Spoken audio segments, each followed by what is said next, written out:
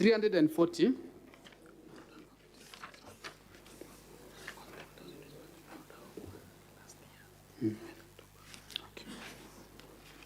Page 340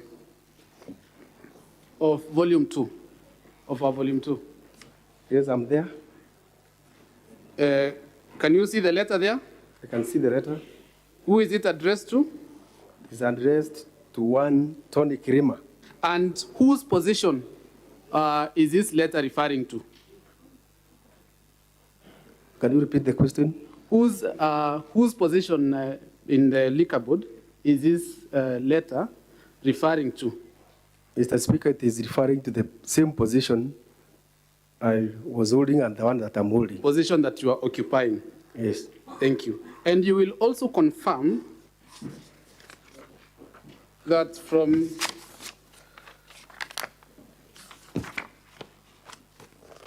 the ruling on page 416, or rather the order on page 416 And 15.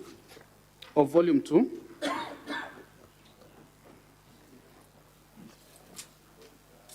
volume 2, the Assembly's document. 416? Yes. Are you there? I'm there. Who are the petitioners or the claimants? The petitioners are Joseph Beria, Paul Mwaki Arimi, Dr. John Toiti, Kenneth Kimadi Mbaye.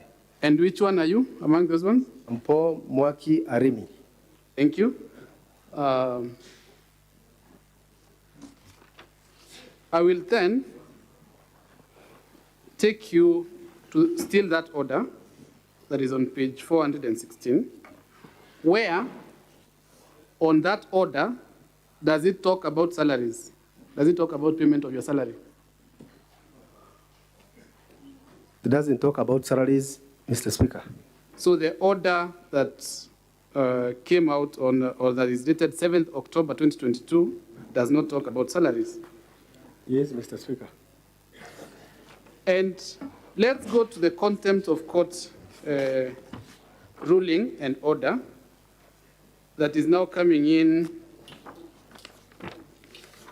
a year later. Let us go straight to the order.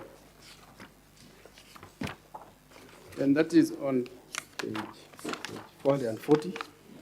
yes, page 440.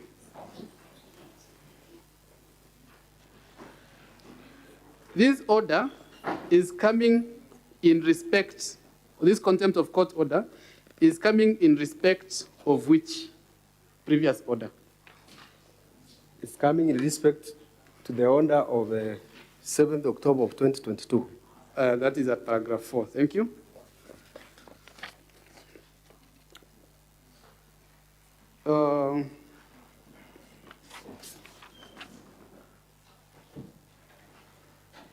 The order on page 440, you're still there, Yes. at paragraph 5. Can you read the first line? That the respondent be cited for contempt of court and be committed to a civil jail for a term of 6 months until they purge the contempt and comply with the orders of this honorable court issued on the 7th of October, the year 2022.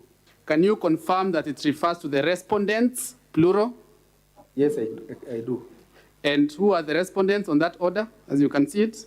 County Secretary, County Government of Meru, Meru County Public Service Board, and the Governor, County Government of Meru. So you confirm that there is a conviction against the governor, County Yes, Government of Meru, based on that order. I do. I will again take you to the ruling, page 437 of volume 2. Yes, I'm there. 437 of volume 2. Yes, please. At the bottom, the sentence that is starting with however. Can you please read and then read on the next page? However, before passing sentence against the respondents are invited to attend this court through the County Secretary, Mr. Rufus Miriti, or his successor in title to show cause why the court should not punish them for disobeying the court orders issued on 7th of October 2022. So it is your testimony that the respondents are invited through the county secretary, or rather the county secretary is invited on behalf of all the respondents. Yes, I confirm that. And on paragraph 37, subparagraph A, that is on page 438 still. Yes. Does it say, what does it say, paragraph A, just the first sentence? That the respondents are hereby cited for contempt of this court. This court's orders issued on 7th October 2022 by failing to allow the applicants back to their offices. Thank you. So you will confirm that these rulings, these orders issued by the court through and through refers to all the respondents in that application for contempt of court. Yes, I confirm. Thank you, Mr. Speaker. That is my exam. Now, honorable senators, you have an opportunity to seek for clarification either from the witness or the counsel for the witness. That is the counsel for the county assembly. Or you may ask questions to the witness. Senator Sigei.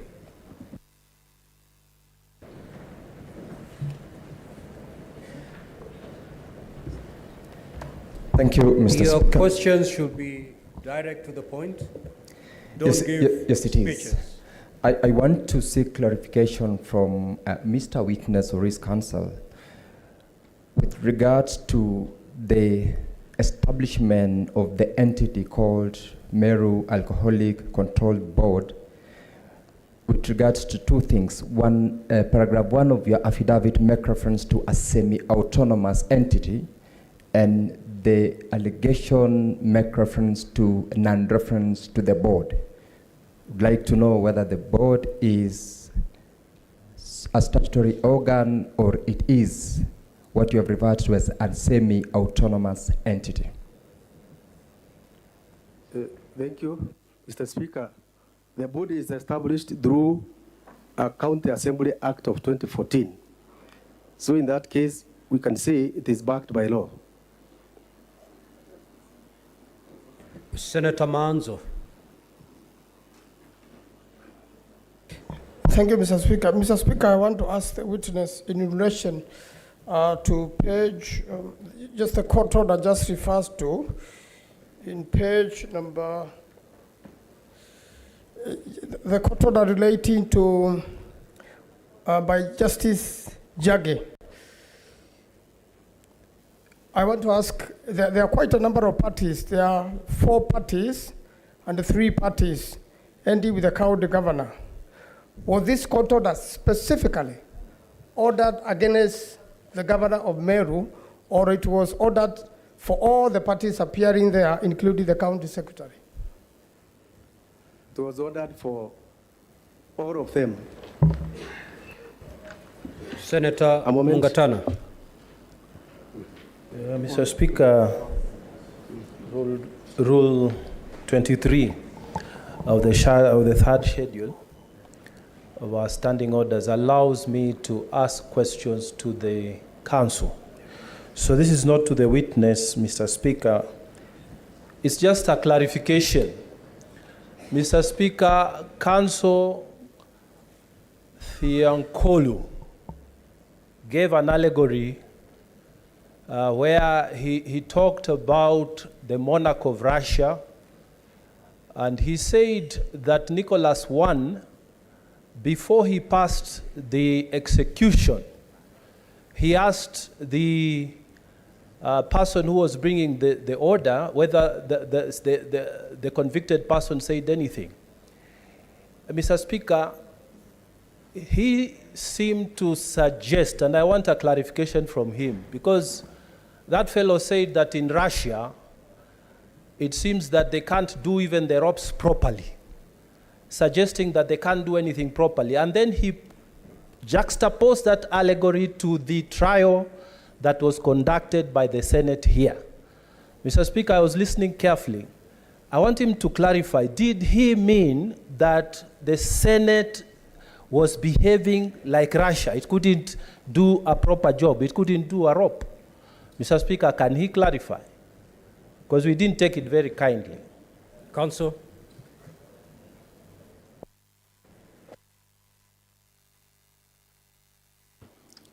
Mr. Speaker, what I meant in that allegory was that Konrad Rylev, having miraculously escaped execution, would have saved his life by stopping the very acts that had condemned him to death in the first place, which was subversive utterances against the monarch. And what I meant is that the Honorable Kawira Mwangaza, having survived the first impeachment, which was based on specified allegations, would have been expected to refrain from the acts and omissions that triggered that impeachment motion, which she hadn't. Number two, it would have been expected Kawira Mwangaza, as part of the vilification, would not have gone berating this house itself, and when we get there, we'll be playing a video for you. When Kawira asked, after they took me to the Senate, what happened to me? Nothing happened.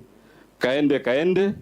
And therefore, that's why we said, this time, we urge you to repeat the execution of Kawira, and we see whether the rope will break again. Well, I hope that explanation is adequate to the issue raised by Mungatana. Senator Sifuna.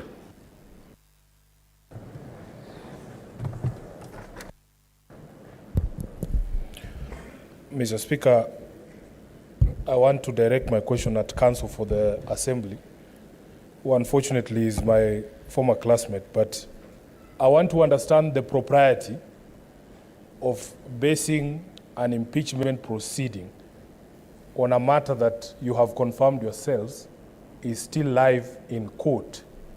We here in the Senate are prevented from discussing matters that are live before the courts before a decision is made. What is the propriety of you basing a claim of, breach of the law or misconduct on a matter that is still live before a court of law that was coming for a decision today? Counsel. The answer is as follows, Mr. Speaker. The question of contempt of court is not pending in court. We have a conviction before you. We have an order before you. We have a sentencing before you. That order, as we speak, has not been set aside by a higher court. As a matter of fact, the room for challenging that order in a higher court expired a long time ago because you have only 14 days to appeal. That's the first answer, Mr. Speaker. The second answer, which is very specific to this process before you, is that the governor went to court. When this motion before you was labeled, she went before the High Court in Meru in petition number 24.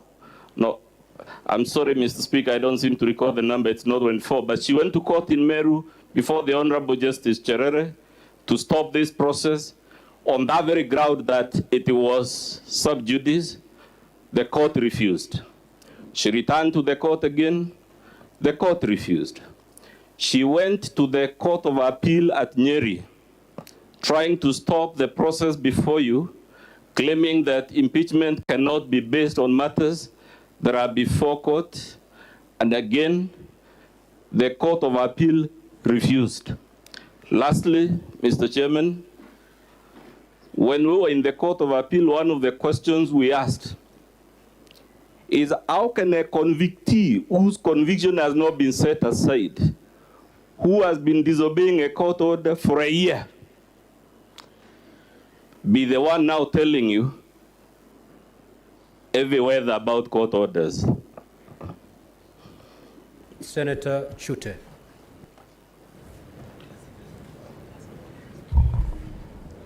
Thank you, Mr. Speaker. My question will go to the witness. Mr. Witness, will I be wrong if I tell you you belong to committee maximum because you've admitted before this honorable House that you've been receiving money for months and months illegally, and you've accepted before this House that you've been receiving it illegally? Thank you very much, Mr. Speaker. You would not be telling the truth, Mr. Speaker, because we have made numerous efforts to be allowed back to office and serve, even through the court, but you are not allowed. The person culpable is the one paying us for service not rendered. Senator Osotsi. This is to the witness, Mr. Speaker. Mr. Speaker, looking at the application for this case and even the ruling, the governor is listed as respondent number 3. That is after the county secretary and the Meru County Public Service Board. Is this an admission that the governor is not directly involved in matters of HR, recruitment, and appointment? It's not an admission. Senator Roba. Thank you, Mr. Speaker. I just want to ask the same question, but phrased differently. Mr. Paul Mwaniki Arimi is appearing as a key witness on behalf of the County Assembly. And he is here to give witness on what he found extremely wrong of receiving salary for work not done. And he has admitted that as being wrong. Now, if your convictions are true, shouldn't it have bothered you enough for you to have considered refunding or refusing the acceptance? And accepting the money for this long and appearing as a witness to admit that before this, why didn't you, consider not accepting if you considered it was wrong? Thank you. Thank you. It is wrong legally to receive pay for service not rendered or work not done. What we did as victims of this is we have sought legal redress for a full year from last year up to now, seeking to be allowed to get back and work. Yet still, we have not been terminated from work. What you have been given is a mandatory indefinite leave without any reason. So there would be no issue of refunding monies without any clear structures of how this one should be done. So we have been in court, struggling to be allowed to work. The person culpable is this one sending us on a compulsory indefinite leave with even a rider that you will be paid all the services you are home. Indeed, it is depressing. Just to be clear, witness, this is the question that I help you out. You've indicated that you have received, you've been receiving these salaries. Yes, Mr. Speaker. This is a question from the Senator. Yes, Mr. Speaker. And you've indicated that you ought not to have received this money because it is taxpayers' money. Yes, Mr. Speaker. So the question that the Senator posed then is, did you make an effort We made either efforts to through the refuse court. or to refund? We did not make efforts to refund, but you made efforts to get back to work. Very well. Senator Okoiti.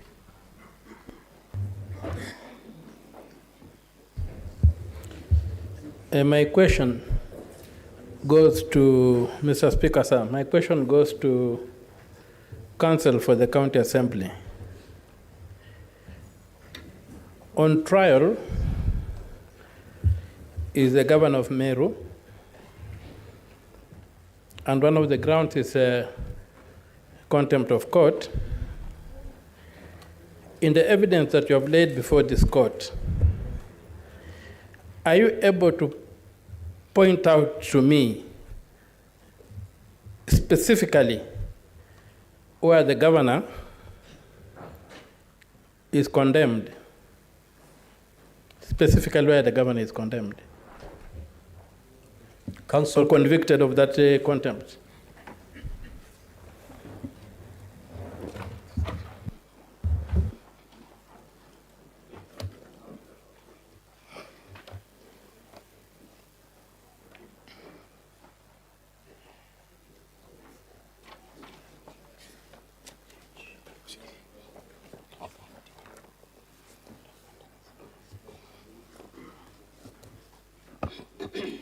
Mr. Speaker, if you open page 440 of our volume 2,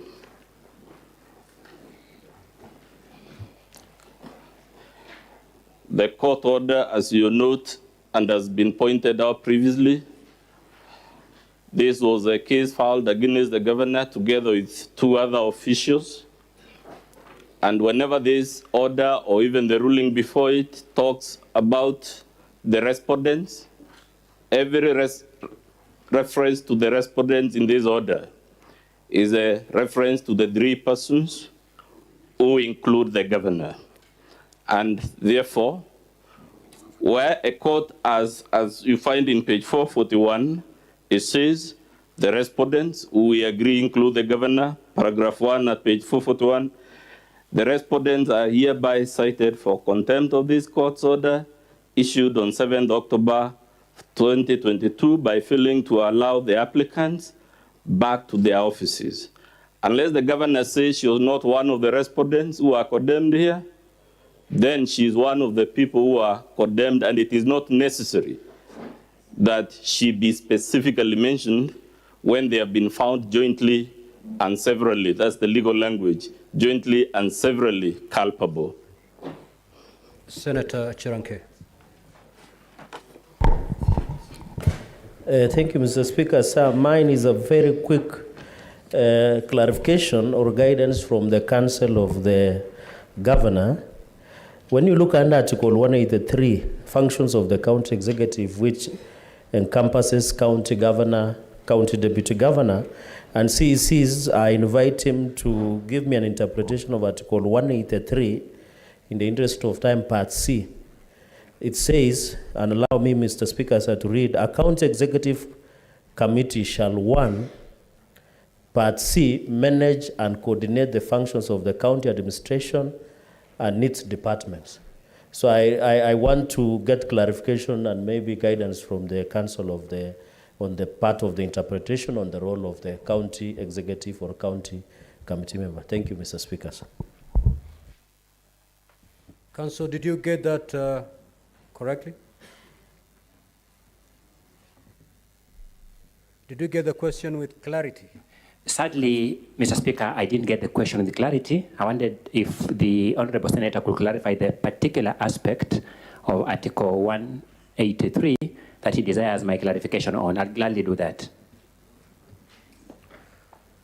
Senator Chirange, the clarification must relate to what the council handled during the cross-examination. You cannot pick something totally out of that space and seek his clarification. He should clarify on what he said. Thank you, Mr. Speaker. I needed the interpretation of Article 183, 1C on the role of county executive vis-a-vis, because in a cross-examination, he had indicated that the county secretary should be the one being impeached instead of the governor. That's why I'm inviting him to clarify under Article 183, 1C on the functions of the county executive. Thank you, Mr. Speaker. Council. Thank you so much, Mr. Speaker. Very briefly, the government, either the national or the county level, is a complex whole, but our constitutional and legal order recognizes that government works through the agency of state and public officers. And wrongdoing in law is individual. Wrongdoing in law is not collective. It's in that respect that we beseech the county assembly to give us a case that shows the individual wrongdoing of the governor or the imputability of the acts of any other functionary in the county government to the governor. The governor is here on trial. You try people for their wrongdoing, and that's my humble view. And thank you so much, Mr. Speaker. Senator Muma. Thank you, Honorable Speaker. My question is to Council for the County Assembly, and it's in respect of the clip that was played here. Is it your view that a leader takes responsibility for utterances of their spouse?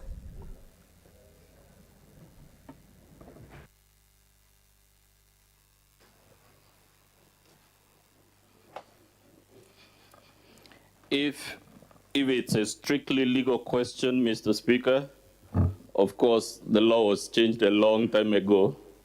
Spouses don't take responsibility for the actions of the others. But that's as far as the legalese and the splitting of heirs is concerned. The matter before you is not about criminal or civil liability in a court of law. It is about accountability. It is about the values in our Constitution. If a governor perpetually provides a forum through which our spouse is making utterances that are inflammatory, that could easily lead to violence, as we'll show you, and it is a function hosted by the governor, and on each occasion, the governor does not disown those statements. In the case of the musical performances, we will show you the governor even dancing and enjoying the music, demonstrating to the huge crowds wenye wivu wa jinyonge. That is why, Mr. Speaker, when you read the motion before you, it is not talking just about specific acts of the governor. It is also talks about complicity and condoning. If we were in a court of law, we would call it aiding and abetting. But because it's not a court of law, that's why we have chosen the language complicity and connivance in things. First of all, it's a program, it's a session held by the governor. And if that were the law, even in a court of law, Mr. Speaker, and our laws on ethics and integrity, there is indeed, if you see the laws we have cited, a provision for acting through others. And in this case, we want to suggest to you that the governor was acting, as was the case before when we were here, through her husband. Thank you. Senator Boni. Thank you, Mr. Speaker. Mr. Speaker, I would like the Council for the County Assembly to help me. And I'm happy to be reminded that he teaches law to our children. Mr. Speaker, the country has seen in that video that the governor of Meru was not in that video. Her voice was not heard in that video. So what I would like you to help me, teacher of law, is the legal high standard of fishing expedition. Would you like to stand down that video purely because your witness has confirmed to this Senate and the whole Republic that the governor was not there, her voice was not heard? And if you still stand that you don't want to stand down the evidence, do you want to teach students at the university that they can edify something that lacks moral and intellectual instruction to a council?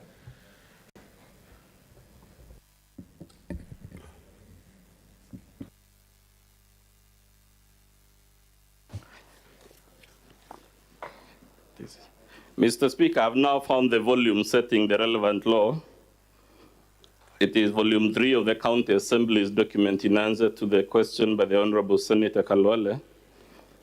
At page, I believe, 37 of our Bado volume 3, we have reproduced section 24, page 37 of the Assembly's volume 3. We have produced section 24 of the Public Officer Ethics Act. And it is clear from that section 1, for purposes of compliance with chapter 6, one can take responsibility for acting through others. And in this case, we humbly submit the governor has been acting through her husband. Number 2, this is how, Mr. Speaker, you know the governor was acting through her husband. In October 2022, the husband is seen on the video saying, "These officers shall never return to office, court order or no court order." And true to his utterance, the governor ensures that they don't return for a full 365 days.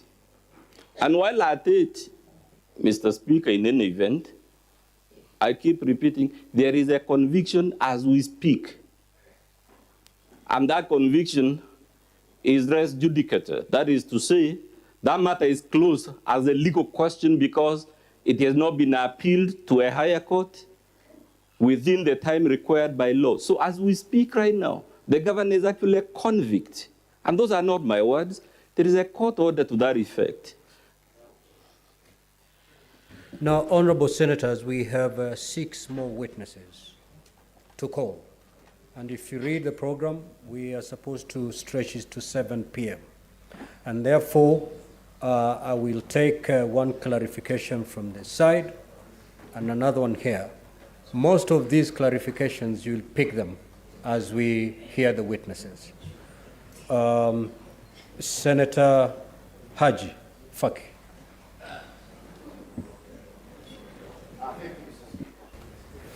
Mine is to both the council and council for the county assembly and the witness. There were proceedings before the High Court in Meru where the county secretary, according to the judgment and according to the ruling, was found to be guilty of contempt. And the matter is still ongoing. The punishment has not been meted.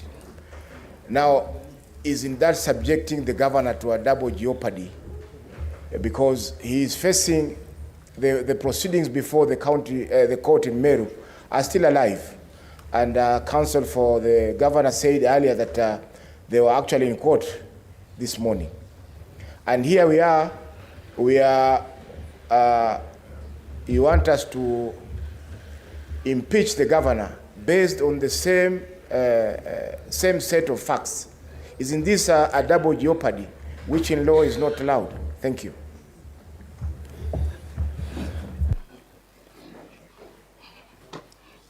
Mr. Speaker, that's a legal question. I heard it was addressed to both me and the witness. I don't know that the witness is able to answer. Proceed. He belongs to your side. You can answer for him. First of all, Mr. Speaker, it is not correct to say that the question of whether the governor is guilty of contempt is in court. What is in court is the question of sentencing. The question of liability is settled. The only other thing that is in court is the question of purging the contempt. So there is no question of double jeopardy. As a matter of fact, Mr. Speaker, the rule of double jeopardy does not apply to proceedings of impeachment. There are several rulings by the Supreme Court itself that says, and I can quote the Sonko case, the Martin Nyaga-Wambora case, that say impeachment is not about civil or criminal liability. It is about political accountability. It is about ethics. It is about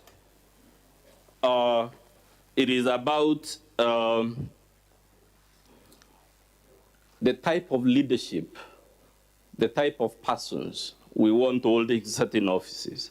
And that is why you find the Article 181 is about may be removed on any of the following, and it talks of gross misconduct.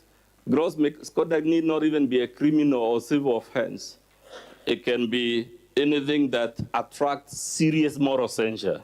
It talks of gross violation of the Constitution or other law. And in short, all we're saying, the Supreme Court has already answered this question of double jeopardy.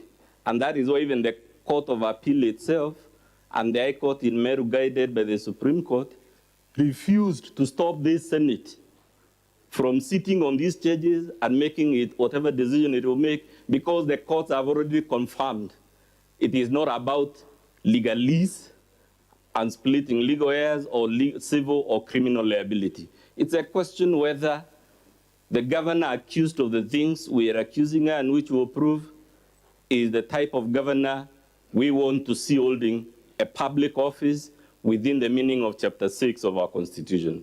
It is not a legal matter, Mr. Speaker. And I'm lastly told,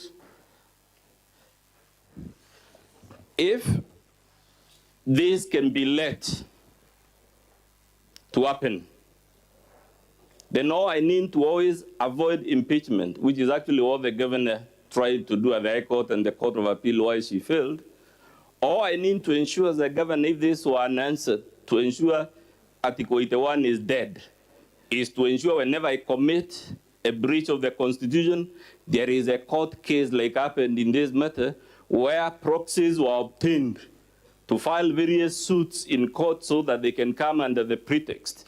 And even in your own standing orders, Mr. Speaker, as well as those of the County Assembly, you note the mere fact that a matter is in court does not stop the Senate or even the National Assembly. You can even take notice, Mr. Speaker, that as we speak, there has been a matter in Shakahola, which is in various courts, criminal courts, and I've seen committees of parliament examining the same persons who are facing not just employment courts here, but actually criminal courts, and nothing has stopped either the Senate or the National Assembly.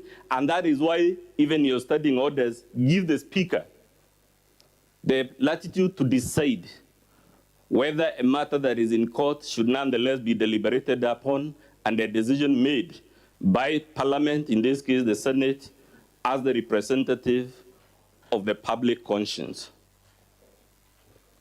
Lastly, Senator Veronica.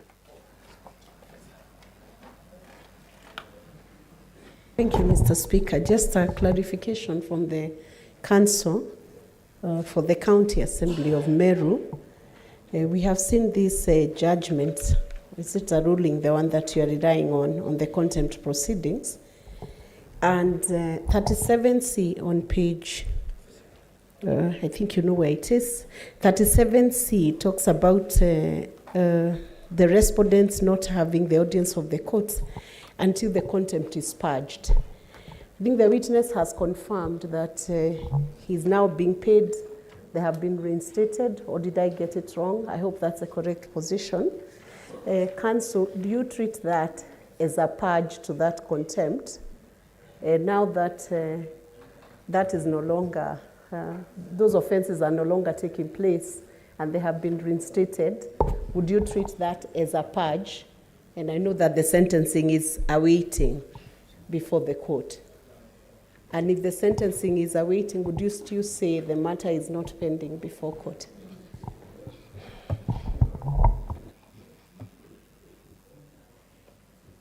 Mr. Speaker, them being denied audience is part of the standard rules that govern contempt of court.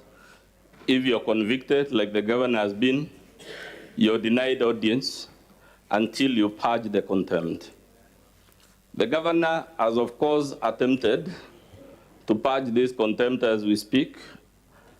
I use the word attempted because the witness told you the letters appointing his replacements have not been recalled. They have not been rescinded, so that as we speak, we have the witness here and his 3 colleagues who are the substantive office holders, And then we have the other persons who are also in acting capacity. The purging of a contempt, Mr. Speaker, is something in the realm of mitigation of sentence. That's why you're denied audience until you purge it. So the fact that someone has purged the contempt does not undo the conviction. The conviction still remains, and as we speak, even if she purges and apologizes and recites whatever prayer about it, it will always remain the record of the court that she was convicted, and that conviction has not been set aside.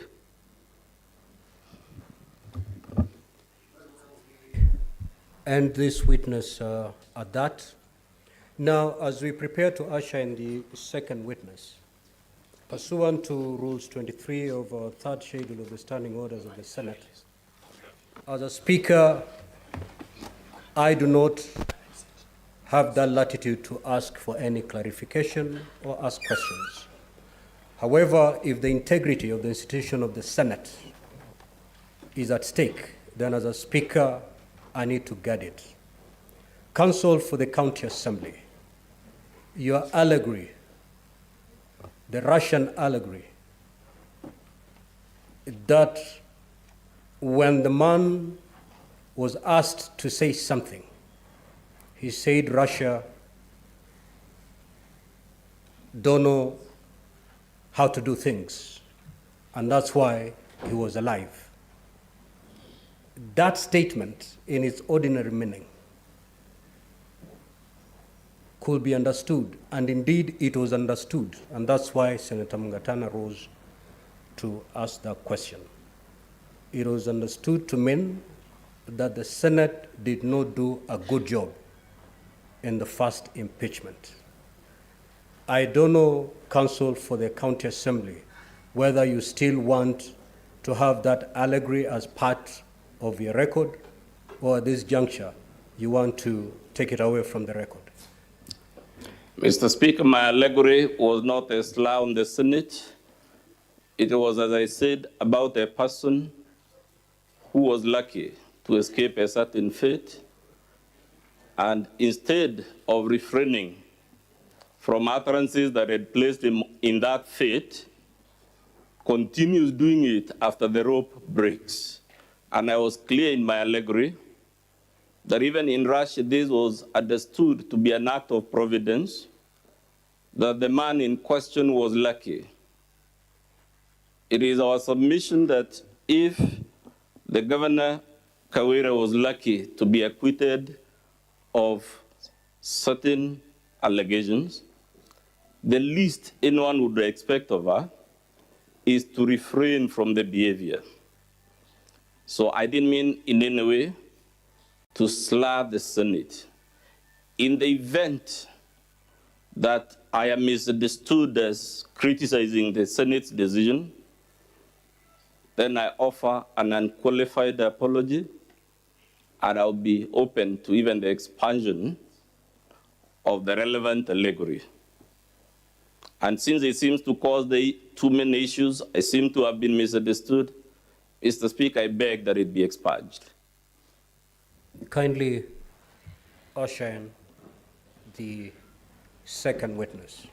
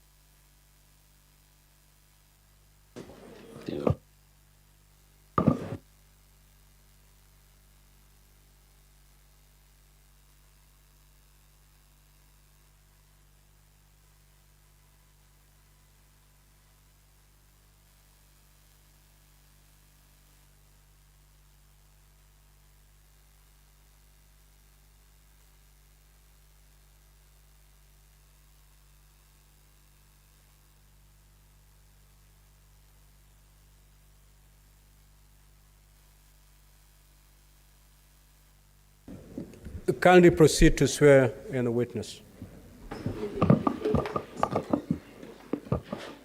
I, Evans Moira Karia, do solemnly affirm that the evidence that I shall give before the Senate in respect of the matters before the Senate shall be the truth, the whole truth, and nothing but the truth. Sir, please tell the Senate your full name and what you do for a living for purposes of your identity and the record. Thank you, Mr. Speaker, sir. My name is Evans Moira Karia. Currently the MCA for Mitungu Ward, that is in South Imenti South Sub-County in Meru County. Mr. Speaker, perhaps I could beg we be given a small table where I could place my battles because I will otherwise be constrained to keep picking things from the floor. Sergeant at Arms, kindly help counsel. Make him as comfortable as he can. Sir, as we wait for that table,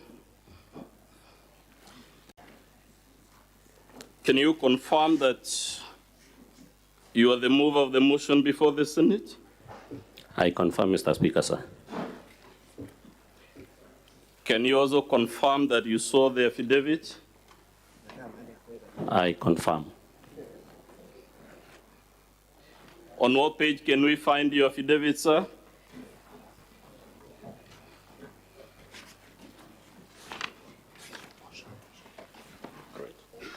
Yes, this is much better. Yes, much.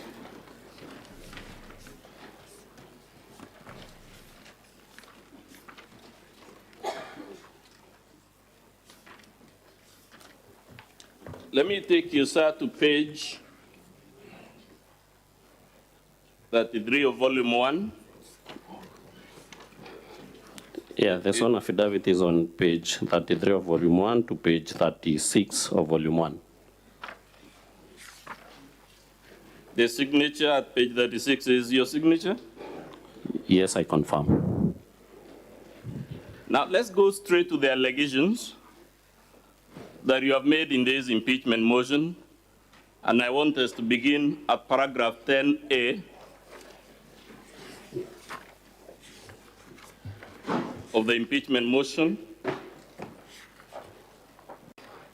The impeachment motion, Mr. Speaker, is at volume 1. We are referring to paragraph 10A. In that paragraph, sir, you accuse the governor of irregularly withdrawing county funds through our relatives. Which relatives have you mentioned?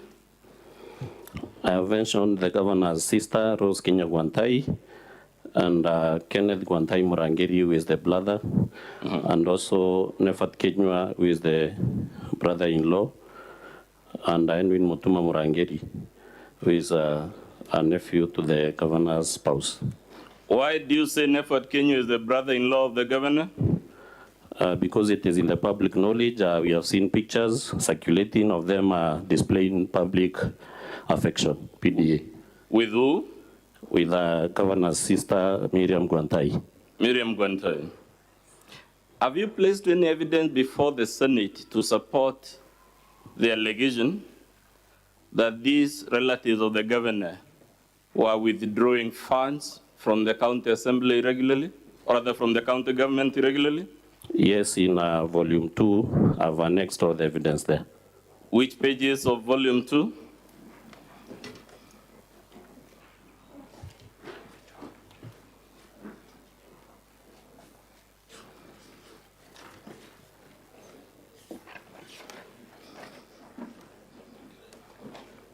From pages 1 to pages 29 of volume 2. From pages 1 to 29?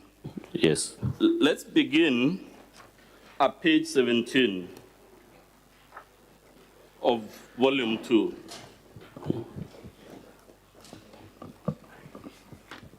To the best of your knowledge, sir, are government agencies allowed to pay for goods not supplied? No, or services not rendered? No, it is against the PFM Act. To the best of your knowledge, are government entities allowed to make advance payments from public funds? It is not allowed. This document at page 17, what is it, sir? It is a IFMIS extract. It's an IFMIS extract.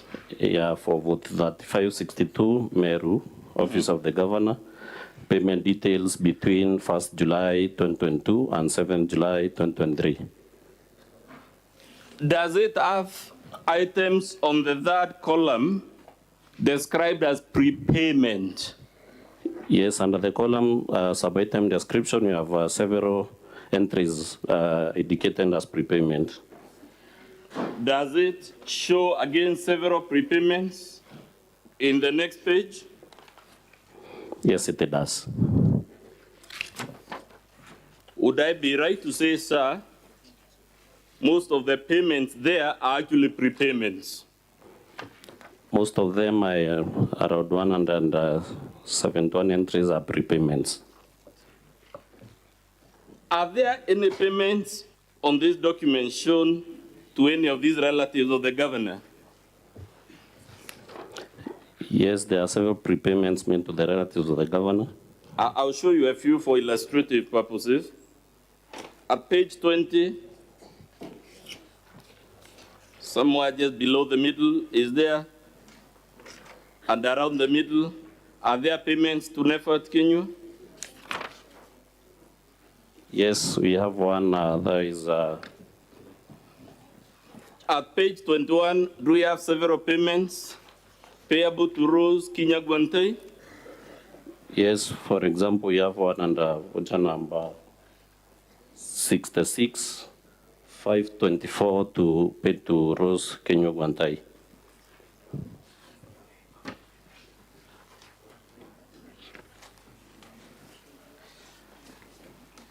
You will confirm, sir, because we are constrained for time, that actually we have tens, if not hundreds of payments indicated as prepayments to these relatives of the governor between page 17 and 29. Yes, I confirm, and for purpose of record, one Rose Kinyagwante appears 31 times, indicated as prepayments, paid a total of 3,144,228. Kenneth Gwantai Murangiri, who is the brother to the governor, also appears 31 times, having received prepayments totaling to 545,500. And Nefat Kenywa Meme, who is the in-law, appears 4 times, having received total payments of 2,887,000. And there are several others who are also not relatives to the governor. But let's stick to the governor's relatives for now.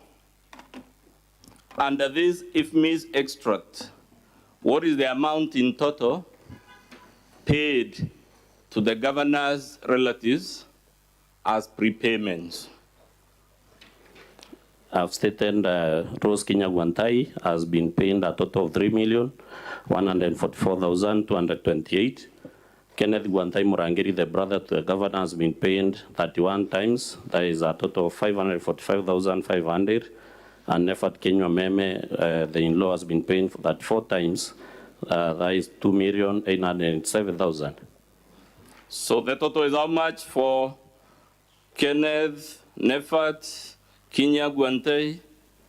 What is the total paid to these relatives as per that IFMIS extract? I've not calculated the totals, but it's around a figure, maybe totaling to around 6 million, an estimate of 6 million. 6 million and some more. A figure of 6 million. Let's forget the governor's relatives for now, while still on the IFMIS. Does it indicate prepayments to an officer called Kadhure Rukaria? Yes, it indicates. Are you able to point a page in which Kadhure Rukaria has been given an advance payment?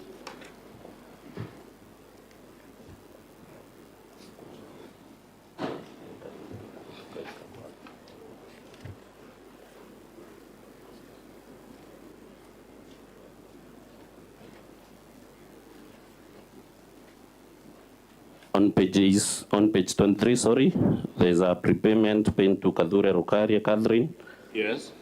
Of 340,000. That is page 23 of our volume 2. To save time, sir. And also on the same page, Kadure Rukari has also received 107,500. Several entries are there. Who is Kadure Rukaria to the best of your knowledge? Kadure Rukari is the secretary to the chief of staff. Who is the governor's chief of staff? He is known as Njamba Mbidi.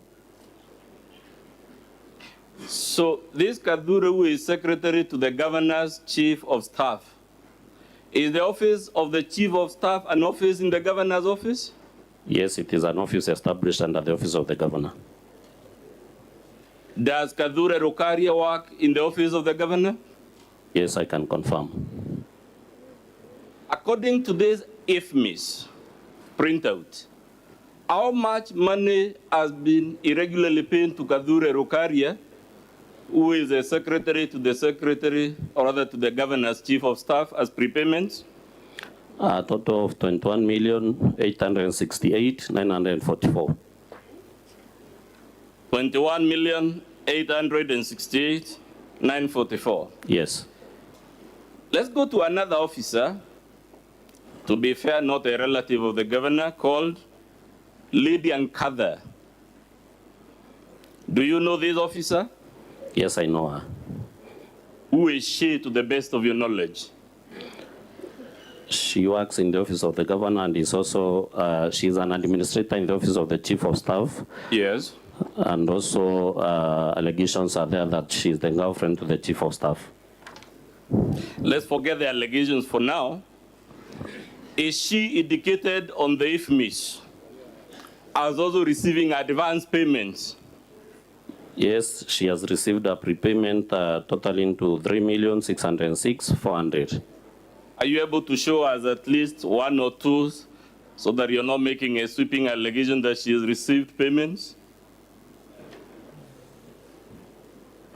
Are you able to point a page where she appears, this Lydia Nkatha, in a prepayment? Yes, page 27, she, voucher number 69901, she has received 500,000. Voucher number 59902, she received 340,000. Voucher number 69900, she received a That's prepayment. enough, sir, because there are several entries. We just need to confirm that when you say she has received payment, it's not just a blanket allegation. You said how much in total has she been paid irregularly? A total of 3,606,400 shillings. Let's go to another officer, Jane Karemi Kaidhia. Do you know this officer? Yes, I know her. Does she work in the governor's office? Yes, she does. In what capacity?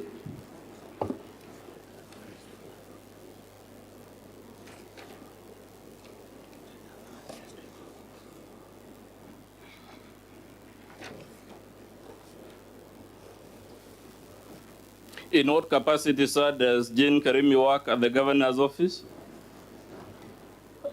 She works under the office of the chief of staff. Okay.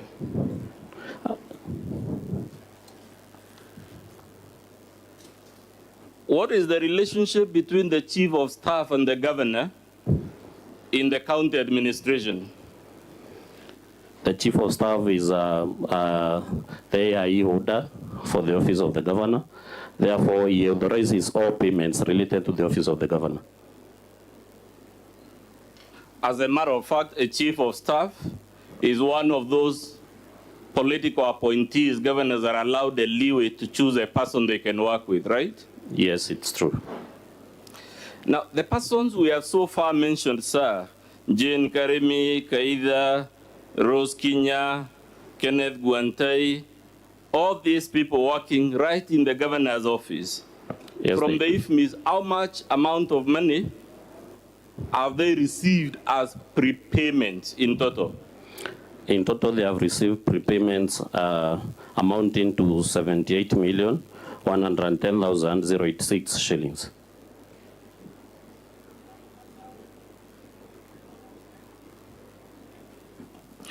We will later on come to the answer the governor has given for this irregular payment. For now, I want us to go to the next allegation.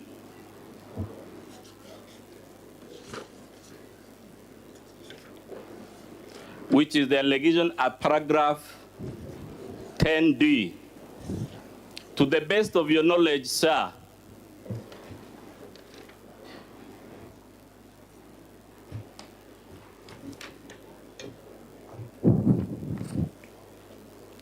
to the best of your knowledge, what is the allegation at paragraph 10D? What is the complaint? NCO 10D. 10D. The diversion and misuse of county resources, including funds and motor vehicles to run the governor's private charity, Duke Okolea, despite a previous promise to the Senate in the previous impeachment proceeding to refrain conflicting official county operations and Okolea operations. To the best of your knowledge, was the question of the relationship between Okolea and the official functions of the governor an issue in the previous impeachment? Yes, it was. Was there an issue as to whether in the previous impeachment, whether the governor should commingle or conflict or mix our official functions with those of Okolea? Sorry, come again. Was there an issue as to whether the governor could properly mix our official duties with those of the private charity she runs? Yes, it was an issue. But have you placed any evidence, sir, to show the governor has been commingling our official functions with the Okolea functions and specifically diverting county resources to Okolea? Yes, I've adduced the evidence on pages 42 of the volume 2, pages 43, pages 48, 49, 50, and 51, and also there's a video in support. Let's go to page 42. What is that document? There's a miscellaneous criminal application number 025 of 2023 in the matter of application for custodial orders. Let's go to page 43 of the same volume 2. What does paragraph 3 say? Paragraph 3 states that on the 17th day of September 2023, the governor of Meru, Honorable Bishop Kawira Mwangaza, convened Okolea meeting at Bridge International Preparatory School in Makiri area within Maua municipality. Where is Makiri? Makiri is in Maua, just adjacent to the deputy governor's home. So this rally was held adjacent to the deputy governor's home? Yes. Do you believe it was a genuine charity that was being held at the adjacent to the deputy governor's home? I don't believe so because I watched the proceedings and I also saw the governor castigating the deputy governor, in fact praying that Arad can visit his family. Saying what again? During the rally, I watched the proceedings. Yes. And it was a rally convened to disparage the deputy governor because I saw the governor praying, kneeling down and asking the congregants in the rally to pray so that Arad can visit the deputy governor's family. Okay. Let's go to paragraph 8. Mr. Speaker will later show you why it was important to provide that context. But let's go to paragraph 8. What does paragraph 8 there say? It states, paragraph 8, that the respondents and their group damaged several motor vehicles belonging to the county government of Meru, and for some individuals, that is registration number KEX 574V and KCV 845F using stones and other crude weapons, and an act which culminated in a cow belonging to the governor being stolen and killed, which is prejudicial to public order and the security of the county. We were told in the opening statement that we are misrepresenting the ownership of the motor vehicles. Is that paragraph clear that the specific motor vehicles named are private? It is clear because it earns and for some individuals. It earns for some individuals, and it indicates the registration plates given are for the individual vehicles, isn't it? Yes. Does it also indicate that several motor vehicles belonging to the county government were damaged? Yes, it does.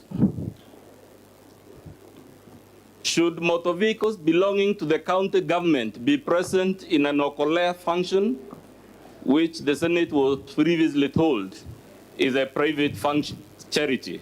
They shouldn't, because we have been told previously it is a private charity. But who is the maker of this application you have produced at page 42?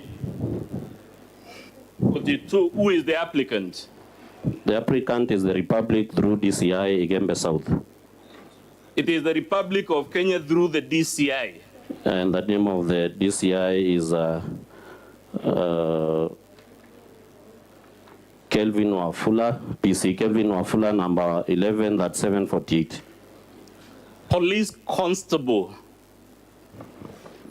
Wafula, isn't it? Yes. Would you, in the ordinary course of events, expect a police officer to make such allegations frivolously? No, since they were also made in front of a competent court of law. As a matter of fact, has that police officer sworn an affidavit in support of this allegation? Yes, he has sworn an affidavit. Where is that affidavit, sir? Affidavit is on page 45, 45, 46, and 47 of volume 2.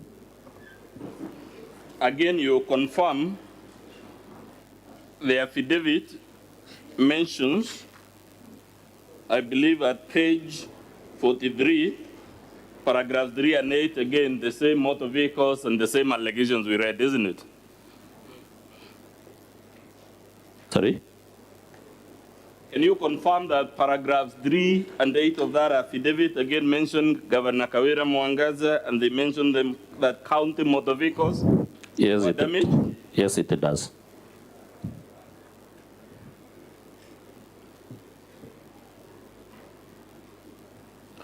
What evidence have you placed before the Senate to show that county officials were involved in this Okolea rally and in the mayhem that ensued? I have placed before the Senate a charge sheet, 2 charge sheets, and also the pay slips for the persons who are charged to ensure that they are county employees. So where are those documents to be found? Page 48, 49, 50, and 51 of volume 2. Let's confirm just 2. Who is the county official charged by the DPP at page 48? He is called Salesio Munene Kanga alias Samaritan. Have you placed the payslip to show this particular gentleman is an official of the county? Yes, on page 50. At page 50? Yes. Mr. Speaker, I now request that we play videos in support of count 2. They are brief videos, we can have them played. No, in support of count 1, sorry, Mr. Speaker. Video in support of count 1.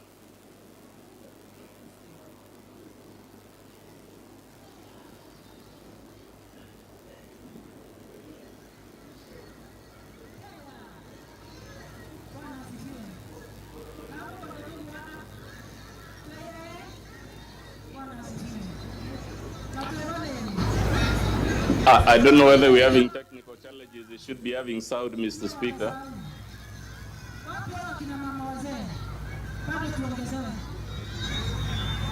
Can the person playing the video restart and put it at maximum?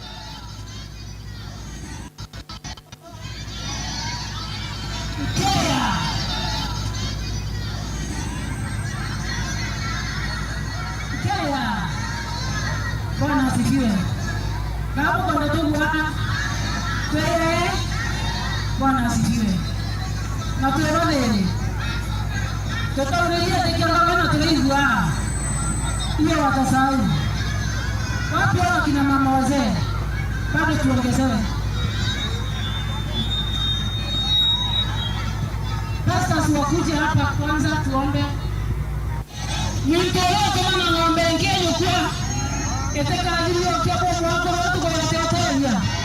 Unaona angalia mambo yako yote tunaenda kwa kinyonga. Tuingie ndani ya maisha mwanda wa kia. Inua mkono juu. Back to the center. Ndawa back to the center kwa back to the center. Unaona ukomeni. Na ukomeni. Eno analeta na mbele. Aleta na ngale. Eko mimi ofisi. Aleta nyumba changu baba. Ndawa back to the center kwa back to the center. Angabakie. Bwana asifiwe. Totiana huwa. Katuna Kenya rete Kenya muntu kweta onge ala kwenda. Oni ndenga bana nteri nyaka ana kumukuma compound ile tukanatia mochili wako nyungwa. Joto mochili wa muntu. Kwa hivyo kama umepangwa kukuja hapa, tuko hapa tayari. Tutapambana kiroho, tutapambana kisheria na hakuna uoga. Bwana asifiwe. Na ingo chokelea ile okay ya kuwa no koromo ikawera ari governor 2077 yete kuraya ruama na maoro yako ile tukutambue tukiomba kutambua no tukua tumira ana beto kwa maia hiyo ni ujinga na ni ukumbavu no ndoto kwa ya wangu ni maia no ndoto maana bako ni maia ya wangu ana moko kwa maia kana wewe wangu wewe maia tupone kiani neke ile tu akotambua lakini hii chimeta nyanga utumira tu ana to hizo zeri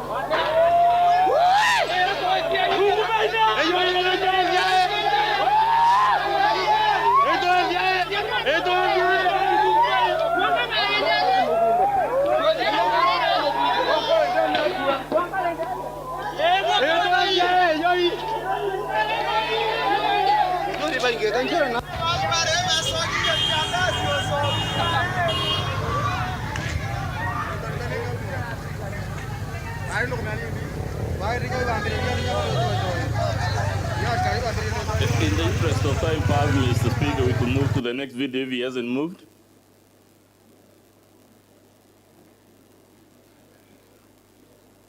Maybe to add, Council, the transcript of what is happening in the video is on pages 52 and 53 of volume 2.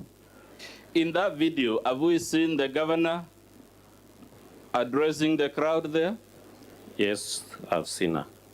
Was the crowd initially peaceful as the governor addressed it? Yes, it was. Did the crowd at some point turn violent? Yes, they turned violent. Would you attribute the violence we have seen with the utterances that the governor made? It can be attributed to the utterances of the governor. Why? Because she castigated the deputy governor and the people there. It's around the deputy governor's home, therefore the crowd turned violent after the deputy governor was attacked by the governor. Mr. Mawira, politicians attack each other all the time. Perhaps we can't read much into that. But do you consider it normal, even within the rules of politics, for a governor to take a vilification rally right to the home, adjacent to the home of our deputy? It's not normal, and to hand This was after the deputy governor and come out and saying that he was mistreated, and therefore the governor had taken the rally near his home so that he can castigate him more. Therefore the crowd, that's why they turned violent and protested against the mistreatment of the deputy governor because it was the last stroke that broke the camel's neck, if I can say.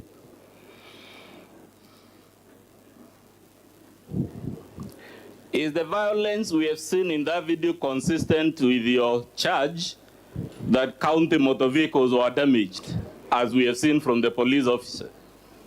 Yes, but because we can see vehicles being stoned, and the police officer saw an affidavit that county government vehicles were destroyed during that rally, meaning they were present in the rally. Let's go to count 2 of your impeachment motion, specifically paragraph 12A, where you accuse the governor of misrepresenting as relatives as a technical team for purposes of benchmarking cancer treatment equipment. Have you provided any evidence, sir, to show that the governor misrepresented our relatives as technical people for purposes of cancer management? Yes, I presented the evidence in volume 2, pages 58, page 60, page 68, 76, 77, and 86. And also there are 2 videos to support the allegation. To the best of your knowledge, sir, is there a county in the Republic of Kenya with an incidence of cancer comparable to Meru?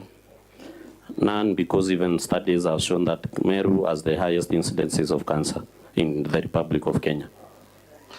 To the best of your knowledge, sir, is there any other place in the world with the higher incidence of cancer per square kilometer than Meru County?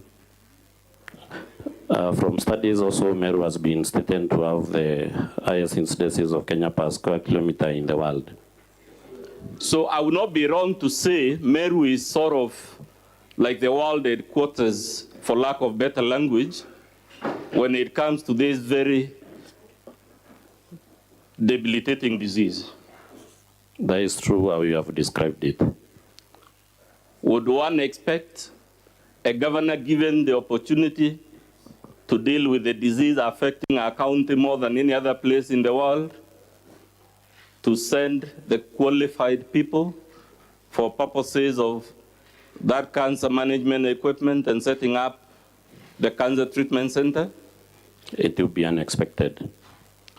Would you expect a governor to see this invitation to China in a county that has the leading incidence per square kilometer in the world on cancer, to see it as an opportunity for our relatives to go on safari? It will be unexpected. Would that be a governor who behaved like that? Would they be in gross violation of the Constitution? Definitely, he or she will be in gross violation of the Constitution. Would they be in breach of their oath of office? Of course, yes. Let's go to that page 58 that you mentioned.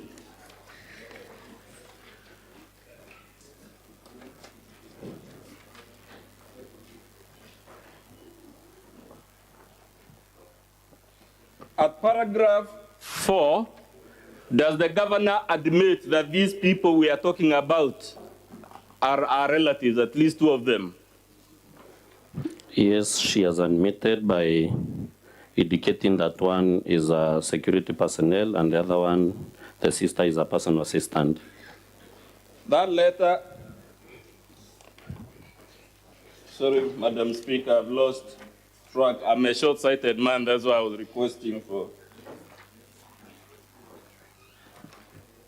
That document you just read begins at page 57, right? Yes, it starts at page 57. At the top, it says it's coming from what office? County Government of Meru, Office of the Governor. This is a letter from the Office of the Governor. Yes. To whom is it addressed? The Chief Executive Officer, Ethics and Anti-Corruption Commission, Integrity Center. And what is the date of this letter? 26th October 2022. So you confirm as of 26th October 2022, there were already issues about the governor's relatives and nepotism and involvement in the county. I confirm. Let's go to page 60. What is that document there, sir? It's a letter addressed to the Governor of Meru, Her Excellency Kawira Mwangaza from the Beijing League Tech Company Limited. Who is Beijing League Tech Company Limited? From the letter, it's a company in China that specializes in linear accelerator machines designed to treat cancer. What does paragraph 1 of that letter say? It says, we are delighted to invite you and your distinguished members to visit us in China for you to witness and benchmark our state-of-art linear accelerator machines designed and manufactured in China in reference to our planned cancer treatment center in Meru, Kenya. So this company planned to set up a cancer treatment center in Meru? Yes. And in paragraph 2, what type of equipment do they say the governor and our distinguished team should go and benchmark?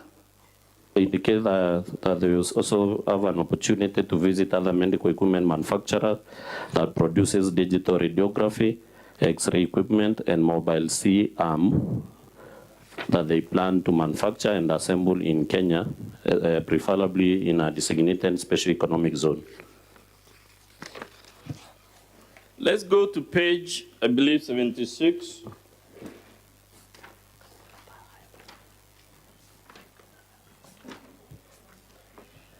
What is that document, sir?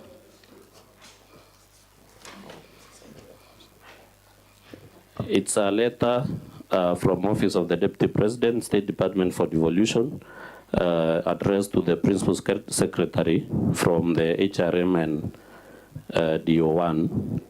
What is this letter requesting? What is it about? It's about travel clearance to China. And what does it say? The county government of Meru has requested for clearance from its county officials to travel to China for a study tour. Beijing Lake Tech Company will meet all the expenses pertaining this trip. Then it indicates recommended for travel and also forwarded herewith please find letters on the above subject for your consideration and signature. The letter at page 77, what is it? Where does it emanate from? It's a letter from the Office of the County Secretary and Head of Public Service. Addressed to who? To the Principal Secretary, State Department of Devolution. And who are the persons indicated as the ones to make this travel to benchmark the cancer equipment?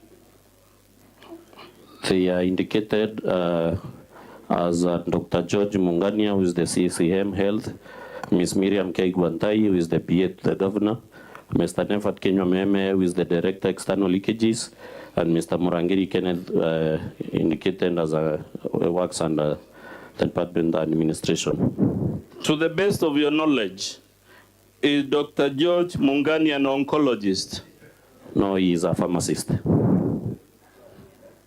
To the best of your knowledge, were there people in the county better qualified than this person to go on this trip dealing with the problem threatening the existence of Meru County? Yes, because the county government of Meru has employed oncologists and also radiographers. Let's go to the next person, sorry. Miriam K. Guantai. To the best of your knowledge, does this person hold any medical qualifications? None whatsoever. Certificate level, any? None whatsoever. Diploma level? None. Degree level? None. Any other level? None that is known. Let's go to Nefat Kenyo Meme. What are his qualifications? When he was employed as a pharmaceutical technologist.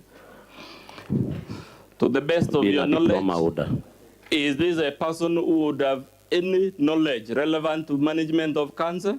None. This is the same gentleman we saw receiving money regularly? Yes. And it's the same gentleman you claim is a brother-in-law to the governor? Yes. Let's go to Murangiri Kenneth. Does he hold any training qualifications, even informal, on the management of cancer? None whatsoever.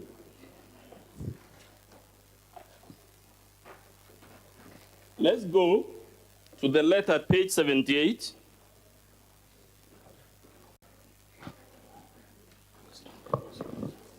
Please read, confirm to us.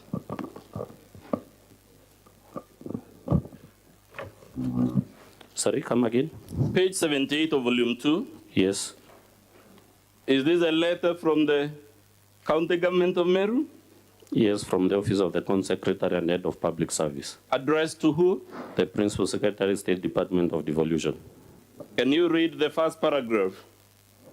Following the invitation of the Governor of Meru County by Beijing League Tech Company Limited of Beijing City, the following technical team is hereby released from 7th June to 17th June 2023 to prepare and guide on the following. We can skip and go to the bottom. What does it say? There is a paragraph just before the names, the line just before the name. What does it say? The technical team is as follows, and 4 participants are listed. These are the governor's sister, yes, brother-in-law, yes, and nephew to the husband. Yes, and the brother to the governor. It is clear in that letter the officers are described as a technical team. It's clearly stated. To the best of your knowledge, would these people with the qualifications you just told us, even using the most elastic sense of the phrase, be a technical team for purposes of cancer management? They can't be. They can't be. Mr. Speaker, I beg we play the videos 2A and 2B in support of count 2.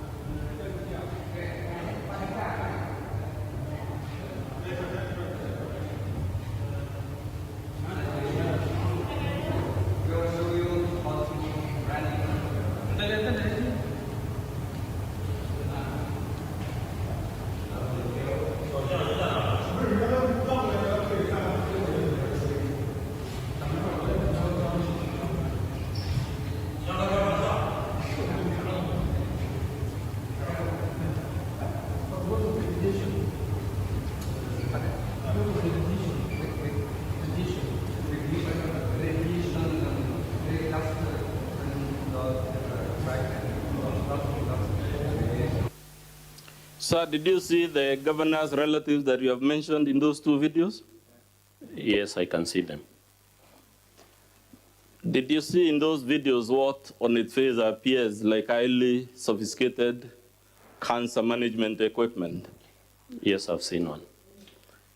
People of the qualifications that the governor sent on this trip, would you expect them to know what type of equipment those are and whether they are good for managing cancer? I don't expect them to know.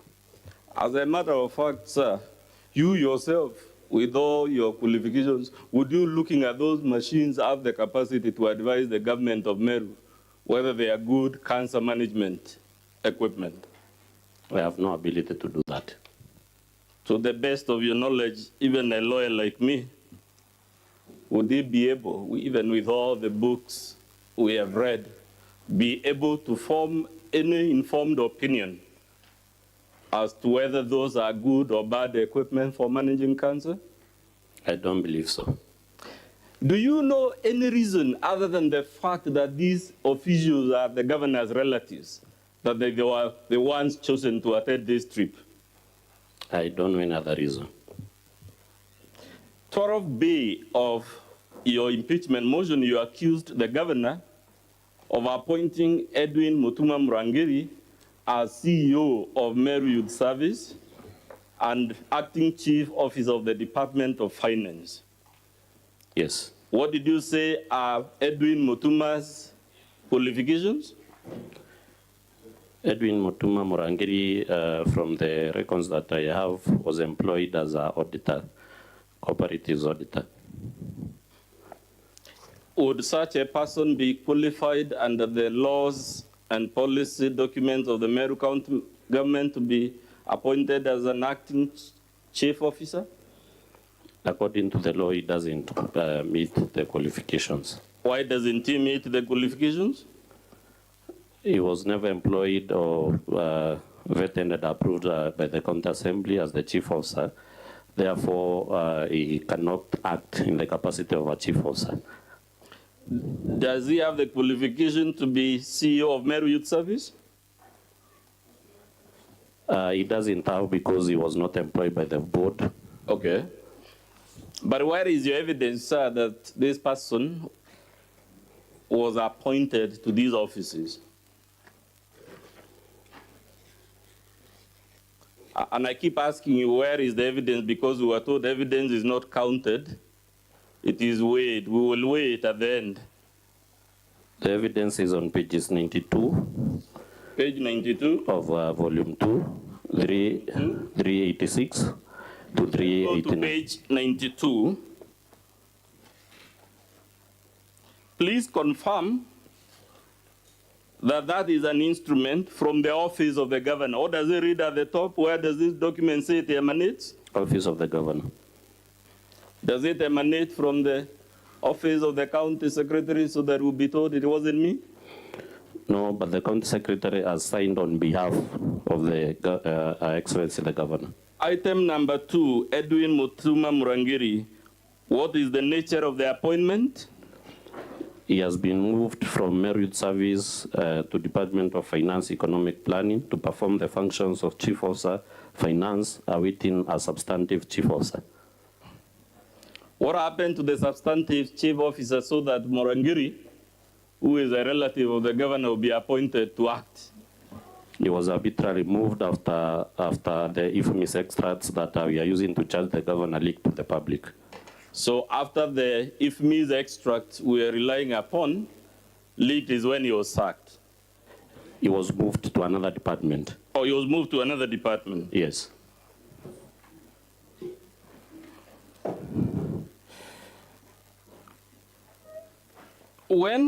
Let's go to page 386 to 389 that you mentioned.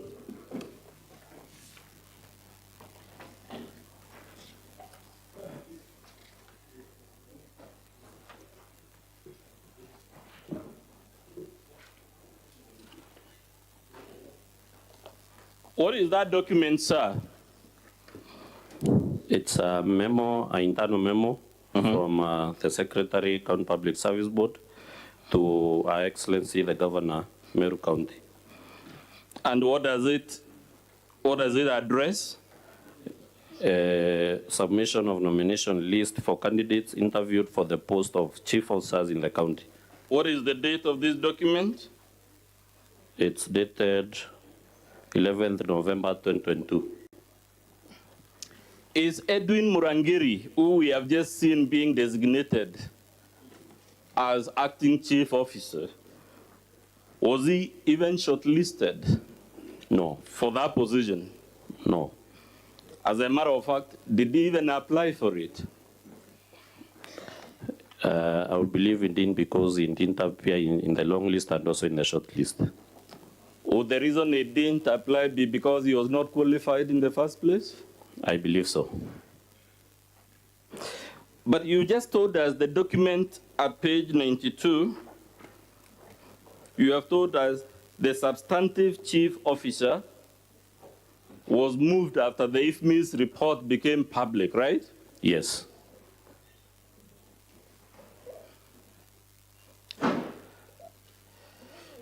Before this matter was escalated to impeachment, did the Assembly give the governor an opportunity to explain the payments to these people? Yes, they were given an opportunity. Did she submit those documents to the county assembly? Let's go to page 31 and 30. They declined to submit the documents on the basis that there was an audit that was ongoing. Let's go to the letter, page 30. What is that letter? It's a letter from the clerk of the county assembly addressed to the CCM, Finance, Economic Planning and ICT, requesting for certified IFMIS extract statement for the executive arm of the county government of Meru for the financial year 2022-2023. Is the county government legally and constitutionally obliged to submit such documents to enable the county assembly to exercise its oversight function? Yes, they are obligated by the law. They are obligated by the law? Yes. Did they comply with that law requiring them to submit these documents? They declined to comply. What reason did they give at page 31? They give, maybe I can read. Yes, you can read the second paragraph. The CCM Finance states that the Public Finance Management Act under Section 164 makes provisions for the county treasury of the county government to prepare and submit to the Auditor General the annual financial statements in respect of county government in formats to be prescribed by the Accounting Standards Board. These statements shall include the services for which the appropriated money was spent, the amounts actually spent on each service, the status of each vote compared with the appropriation for the vote, a statement explaining any variations between the actual expenditure and the sums voted, and any other information specified by the county treasury. She continues to state under in the last paragraph that as at the moment, the county has prepared and submitted the financial statements to the Auditor General, and the Auditor General is in the process of auditing the financial statements which form part of our response to your request. As shown in the attached... If we leave it there for the sake of time, were you asking for financial statements from the governor's office? No, but the IFMIS extracts for the financial year. So you asked for IFMIS because we had earlier on in the opening statement somebody setting our own question and answering it. Did the assembly ask for financial statements so that this document would be a valid answer? No. Would you therefore consider this a valid reason for the failure to submit the documents? It's a reason that cannot hold water. It's a reason that cannot hold water. But Mr. Mawere, if the assembly asked the governor's office to submit documents and they refuse, can someone be held to blame the assembly then for escalating the matter to impeachment? Nobody should do that.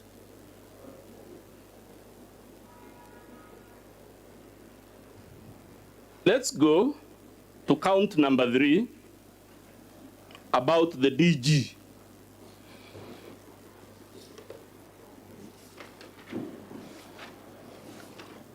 Paragraph 14A of the impeachment motion, you accuse the governor of excluding the deputy governor from county executive committee meetings. Yes. Under our law and our constitution, is the deputy governor a substantive member of that executive committee? Yes, because it is clearly stated under the law and the constitution.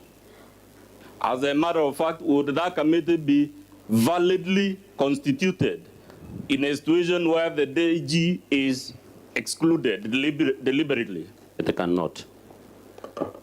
But sir, have you produced any evidence to show that the DG was excluded from the meetings of the CEC? Yes, in volume 2, pages 101 to 103, 226, 231, 233, 234, 235, and 236. Pages? 101 to 103. 101.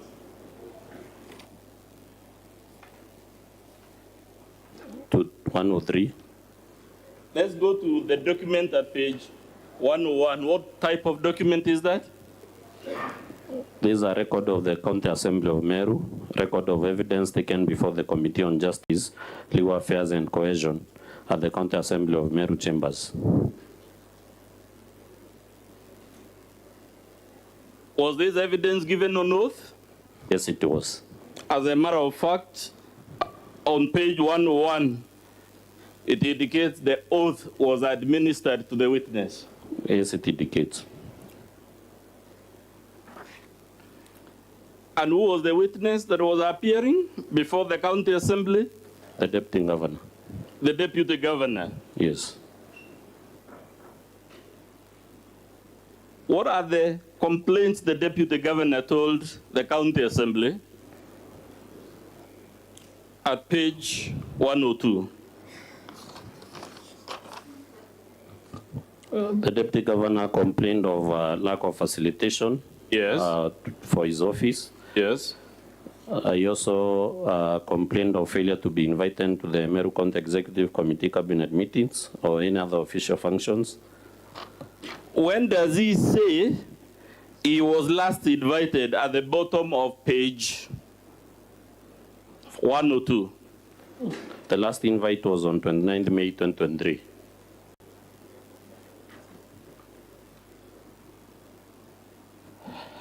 Let's go to 226.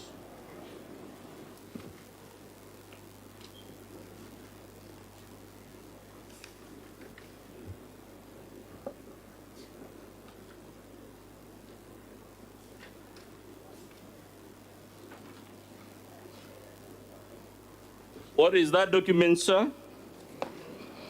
It's a letter from the deputy governor to the county secretary inquiring if there was any cabinet meeting that has been held, because the last one you attended was on 29 May 2023 when he was invited through our WhatsApp page. On top, is that document received by the relevant officer? It was received by the Office of the County Secretary at the end of public service on 25th August 2023. To the best of your knowledge, did the DG receive any response to this request? None whatsoever. Let's go to 231.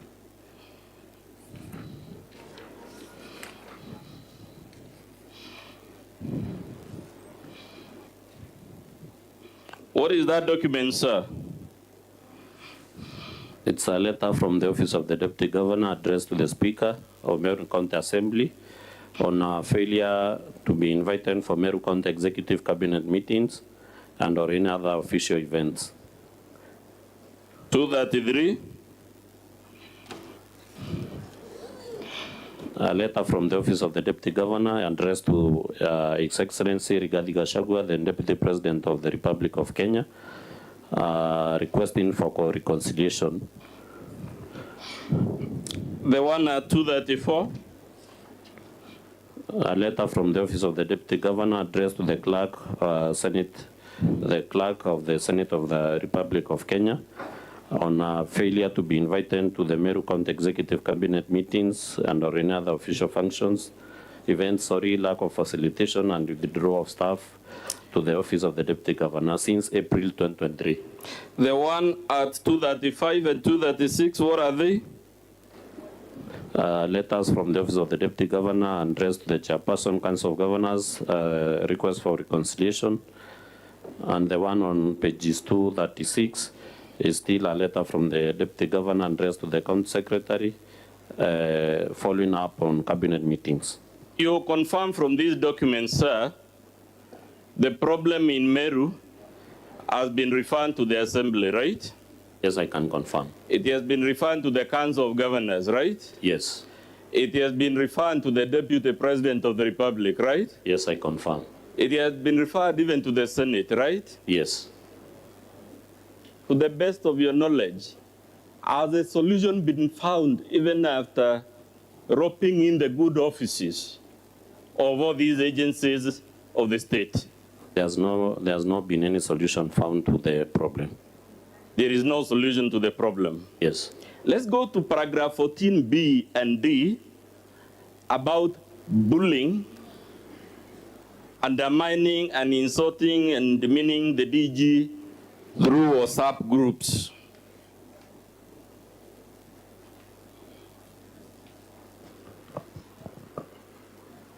At this point, Mr. Speaker, I would request we play a video by the governor in which the deputy is accused of chanting. It was mentioned in the opening statement. That video was played in the opening statement where the DG is seen with some rowdy youths apparently singing fairly unfortunate songs against the governor. Perhaps Mr. Mutuma can tell us the number of the video so that we move quickly.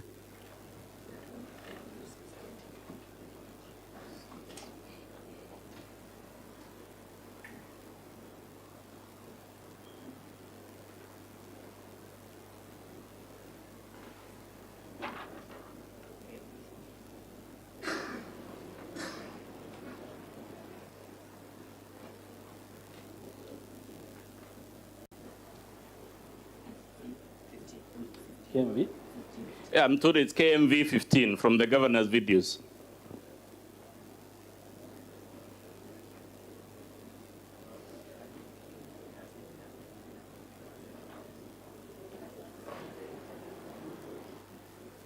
KMV 15.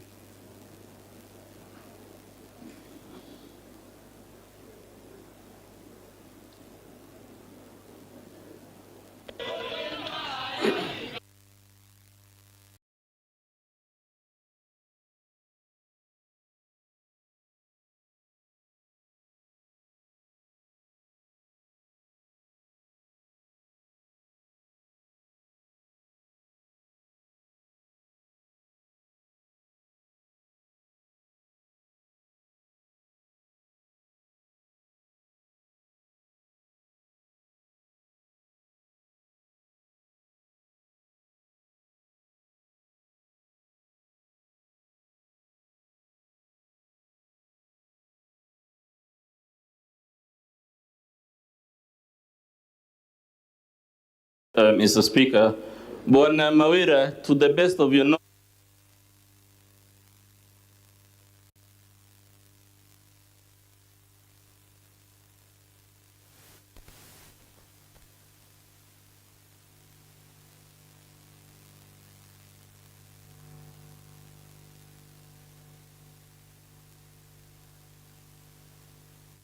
you can give us even an estimated date. It doesn't have to be an exact date. On or about on 20th of September. That's roughly 1 month ago, isn't it? Yes. The governor's defense to the count 14B and D and C is that this procession is the one that triggered the nasty WhatsApp groups messages that we're about to go through. Is that correct? No, that is a misrepresentation of the sequence of events. It's a misrepresentation of the sequence of events. Yes. Let's interrogate that claim that it's a misrepresentation of the sequence of events by opening page 162 of volume 2.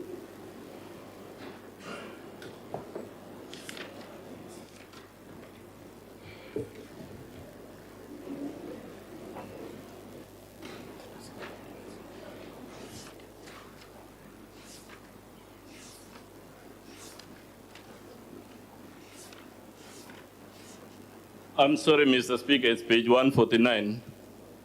My short-sightedness is not doing me much favors, but it's okay. Page 149. Yes. When did you say the procession occurred, the one we just saw on the video, that is said to be the justification for the WhatsApp messages? On or about the 20th of September. On or around 20th September, barely a month ago, isn't it? Yes.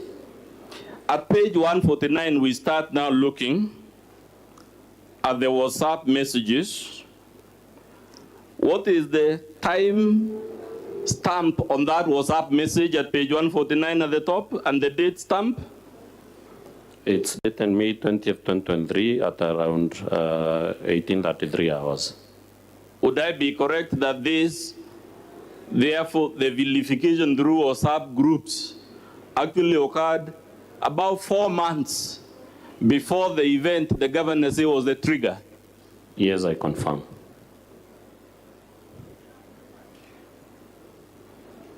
The governor, in our defense, confirms this WhatsApp group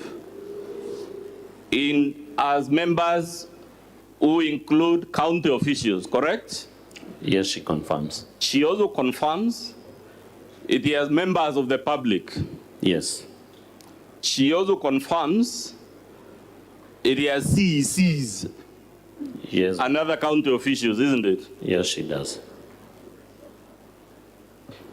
Would that diverse composition of this group require an element of discretion and discernment from a responsible governor before posting nasty messages about our deputy there? It requires.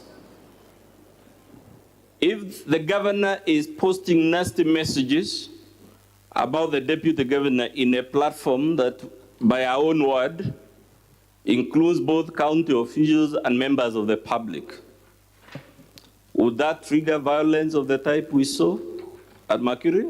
It clearly can. Let's examine the messages themselves.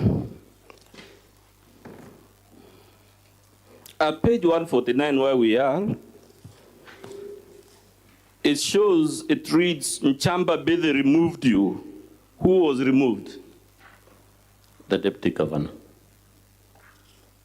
Is Nchamba Bede a junior officer or a superior of the deputy governor? A junior officer to the deputy governor. Would you expect a junior officer in the ordinary course of events to have the temerity to remove the deputy governor from a WhatsApp group? No, unless maybe instructed by higher powers or maybe someone who is more senior than the deputy governor.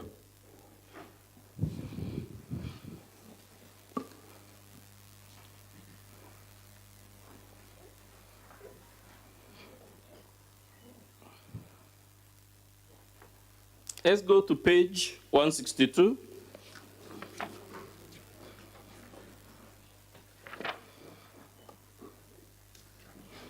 Before we go to 152, let's go to 155. Or rather, before we go to 162, let's go to 155. At the bottom,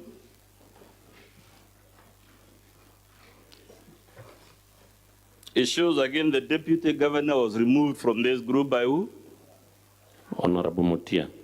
Who is Honorable Mutia? He is a chief officer in the county government of Meru. In a functional county government, would you expect an ordinary chief officer to have the guts to remove a whole deputy governor from the group unless acting on powers of someone above the deputy governor? No. What is the date stamp at the top again? May 27, 2023. This was again 4 months before the rally that is alleged to have triggered these nasty messages, isn't it? Yes.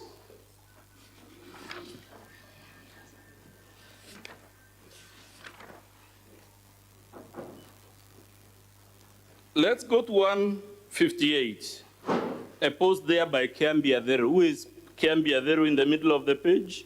The county secretary to the county government of Meru. After the DG is removed, some sort of gossip begins between the governor and the county officials and the members of the public, and orders Kiambiadhe to tell the people in the group about this nasty gossip of the deputy governor? He states that confidence is of essence here.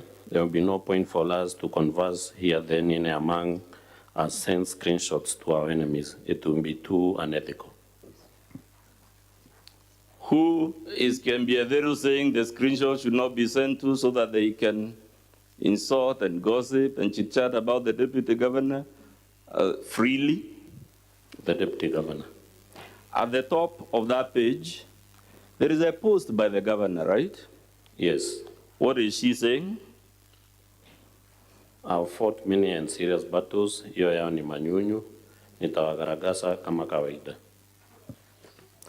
So here is the governor announcing she will fight the DG and his people.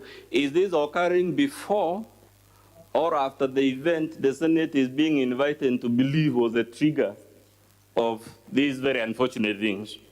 Way before the event. And there is a Diane there again replying. Who is Diane?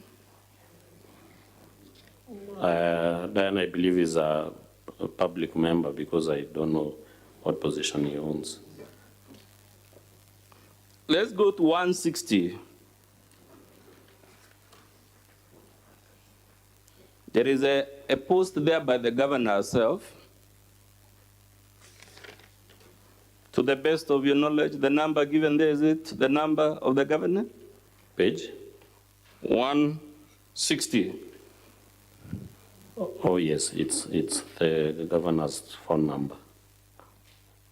What is the governor telling our junior officers in relation to our deputy governor after they have removed him from the group? She states that CEO Mutia, Panga retreat ya sub-county and one.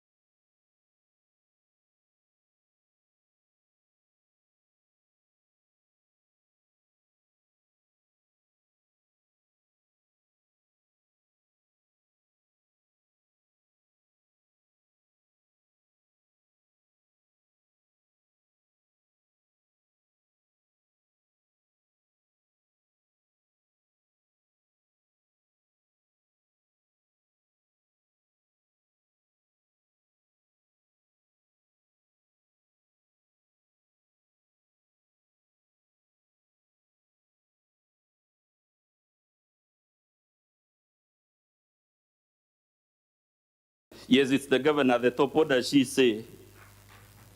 And DG mobilized fewer levy.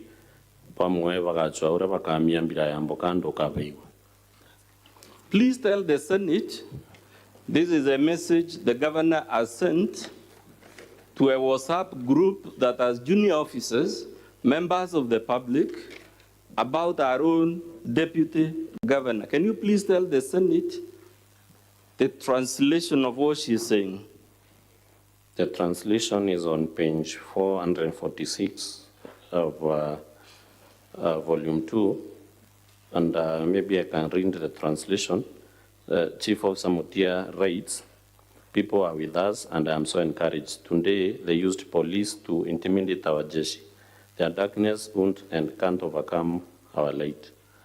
The governor responds, and DG mobilized fewer levy, pamwe vakachore vakaamia mbele ya mbokando kavaigwa, which translates to the deputy governor mobilized a few drunkards.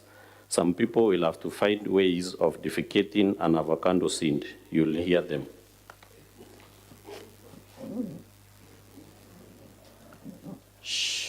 Does this sound to you like a dignified message by a governor that, according to our Constitution and Chapter 6 laws, should bring honor and dignity, both to our office and that of the DG? It isn't now, especially considering that this was posted in our WhatsApp group with junior officers to the deputy governor and members of the public, of course. Again, was this message before or after the event now offered as an explanation for what triggered these very unfortunate messages? It was way before, there around May of 2023. 4 months before? Yeah. Let's go to page 163. There is a post there by a junior officer called Nkanata responding to the governor's very unfortunate message. What does Nkanata say? He states, we few pakavona vaikone. Again, what in your understanding was this junior officer now saying about the DG? He is exclaiming and saying that they will suffer the consequences.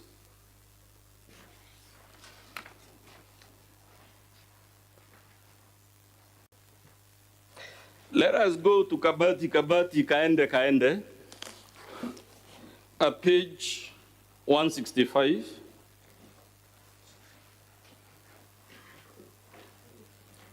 What does the governor say in response to a junior officer called Ganata? She states that I've fought many and serious battles. Hiyo yao ni manyunyu. Nitawagaragasa kama kawaida. Just relax and watch the space and concentrate in development. Kabati, kaende. Back me with prayers and seeing deliverance of our Father. He has done it for me, and the promise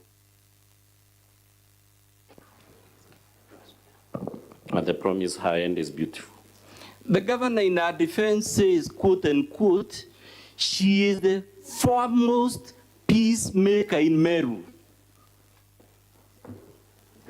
Is this message consistent with the person who is the foremost peacemaker in Meru? The tone and the language used doesn't depict someone who is a peacemaker. Indeed, as is any of the messages we have so far seen consistent with the governor who, in our own words, quote unquote, is the foremost peacemaker in Meru County? They don't.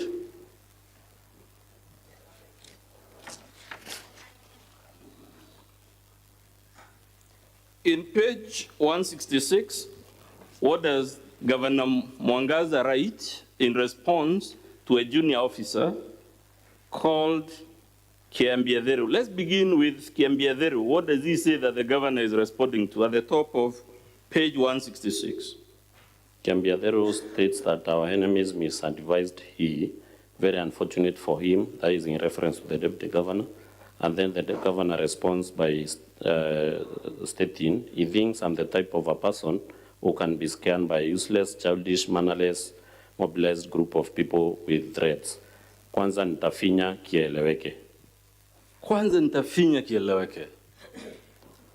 Again, is this the language of a dignified, peaceful, peace-loving governor who is the victim of male chauvinism, who is the victim of Jurincheke, who is a victim? All these things she's saying, it wasn't me, I'm just a victim. Is this message consistent with such a humble, meek, and dignified governor? It is inconsistent.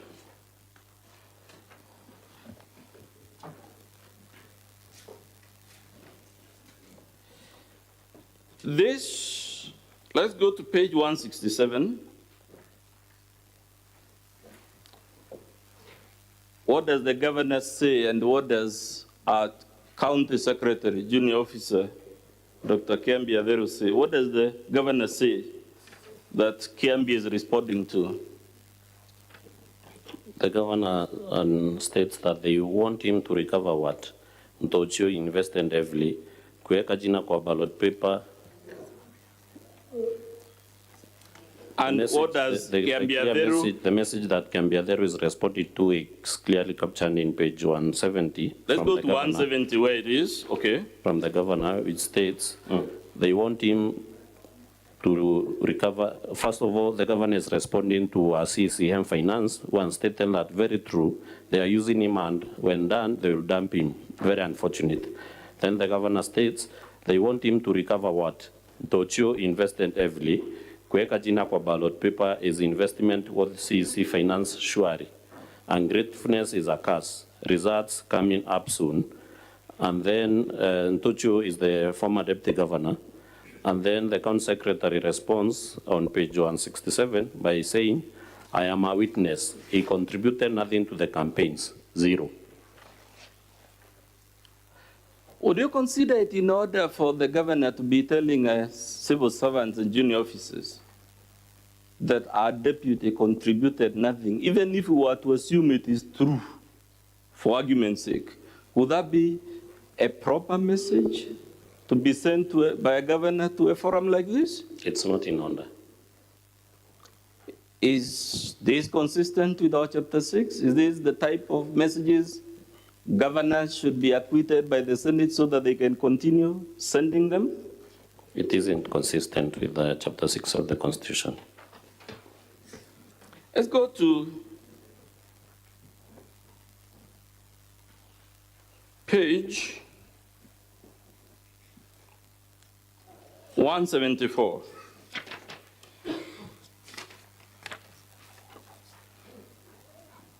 What is the governor telling Monica Kadono, who is a junior officer and specifically the CCM for finance?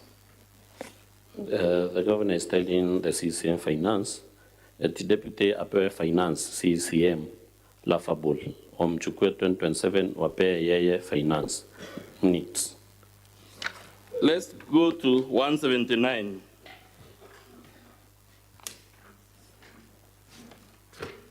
Let's go to 176 first.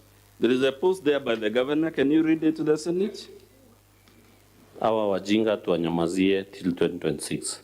Mute completely, concentrate with the development. They want to divert us from our agenda and join the madness. Kama ni kunyorosha, tukamatie chini. Wapige nduru kabisa. I show you direction. Meanwhile, we are here 10 bila breaks. Is this message consistent with the narrative of a peaceful governor who is a victim of some evil scheme to oust her out of office? It is inconsistent. Who are the people she was referring to as wajinga and whom she says nitawanyorosha na kuwakamatia chini? Other leaders from the great county of Meru. Should the governor be, for whatever reason, be sending such messages to junior officers and members of the public, even if we were to assume, for argument's sake, she has a valid grievance against other elected leaders? She shouldn't.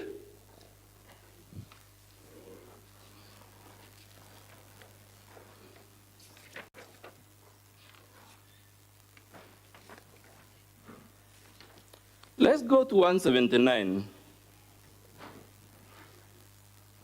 What is the governor saying at the top there? She states, I love this, mwanaume ni kazi, si kujivutavuta na kupigania tusimu twa fitina. Kazi yonge mtakacha mvunguni. She leaves it at that. Then she continues to state, the Bible says, lazy people should not eat and should be denied all benefits similar to eating. Ukisikia mtu analialia ni mzembe, wachana naye akufe. Who are the people the governor is calling lazy and who should not eat in the context of this message? It is in reference to the deputy governor. It is in the reference. Now, again, Mr. Mawira, let's assume for argument's sake, because human beings disagree all the time, let's assume the governor has a genuine grievance against our deputy. Should she be sending this type of message in this type of group? It is not expected of a person of the stage of a governor. What does Barrio Nation say in response to the governor? He says, extremely true, Your Excellency. Let's go to page 180.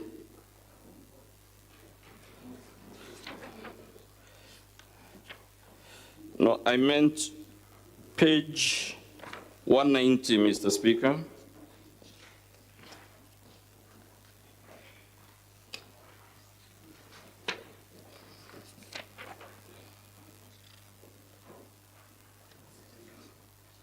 What is the governor saying at page 190?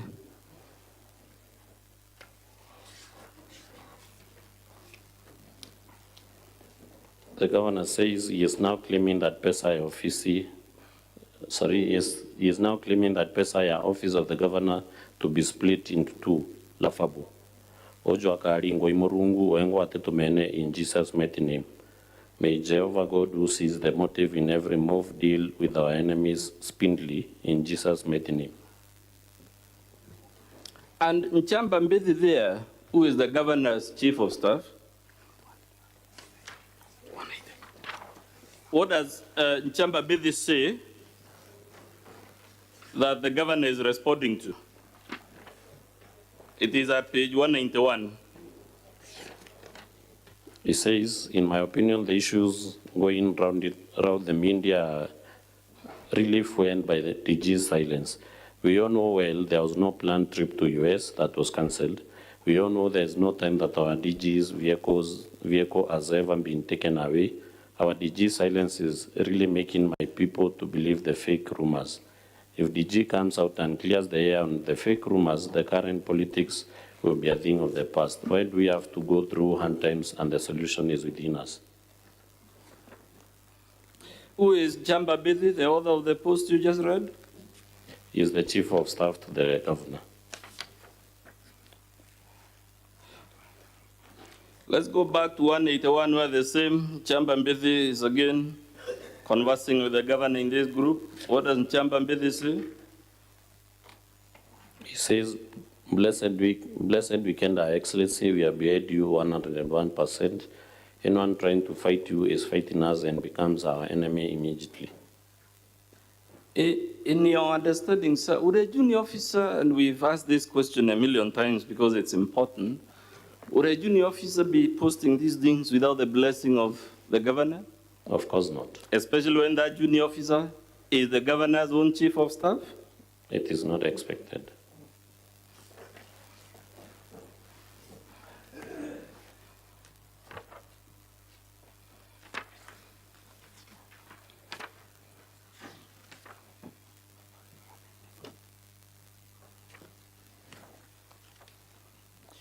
So, Bwana Mawira, let's go to 194.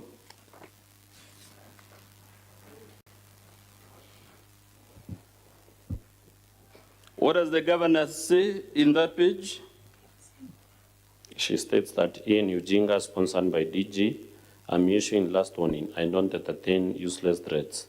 My 15 years in politics have never seen such childishness and ukumbafu. The next message? Walinipea 6K, the entire constituency, and DG kituo yake, I was the last. Wanaongea nini sasa? The next? You want to eat what you never labored for. It's a curse. Next? Sunday was from Imenti, Tony from Imenti, Jordan from Imenti, and many others. Mbona sikusikia community issue, kuweka jina kwa ballot ni kazi. Watu wanatumiwa vibaya na hata wenye wanatumia vibaya hawawezi kukupea even elected MCA. We could go on and on, Mawira. I think the point is made. Mr. Speaker, I request we play a video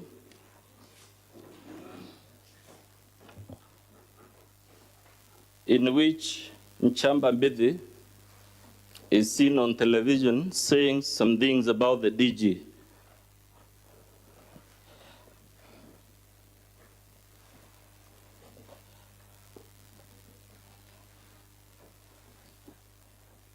I believe it is video number 3A in support of count 3.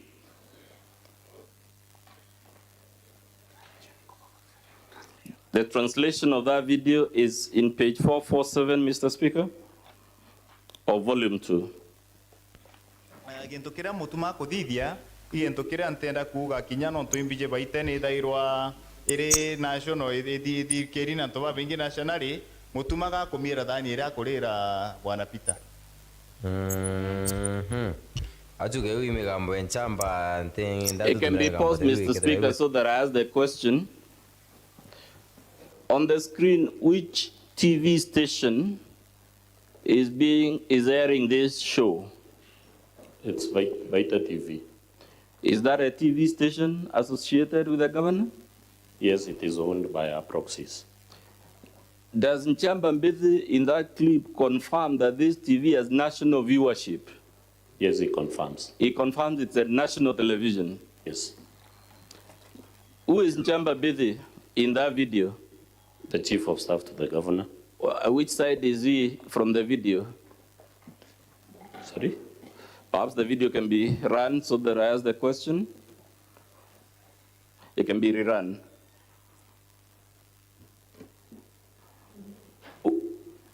I want you to identify to Mr. Speaker who is Nchamba Mbezi in this video. ntenda kuga kinya no tuimbije baite ni thairwa iri national keri na toba bingi nationally mutuma ga kumira thani ira kurira bwana It can be paused. That's the Chief of Staff on national television, and the transcript is at page 447.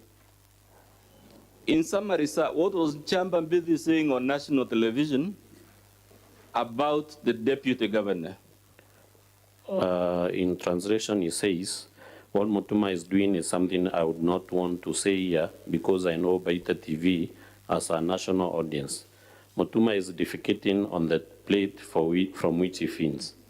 And Mutuma here is in reference to the deputy governor. Can you confirm this show happened after the previous impeachment motion, which had a count on unnecessary aggression and vilification of other leaders? I confirm. Let's play video number 3B, Mr. Speaker.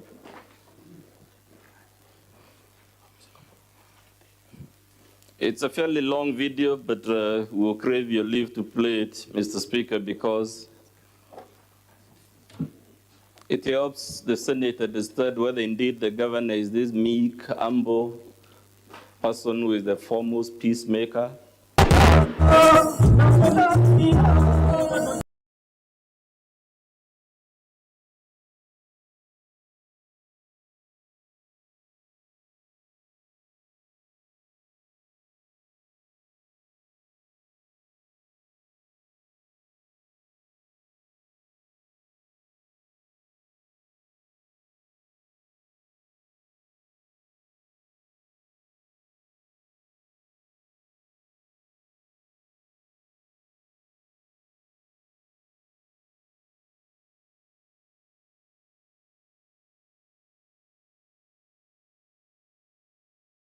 Transcript of this video is at pages 251 to 252 of our volume 2.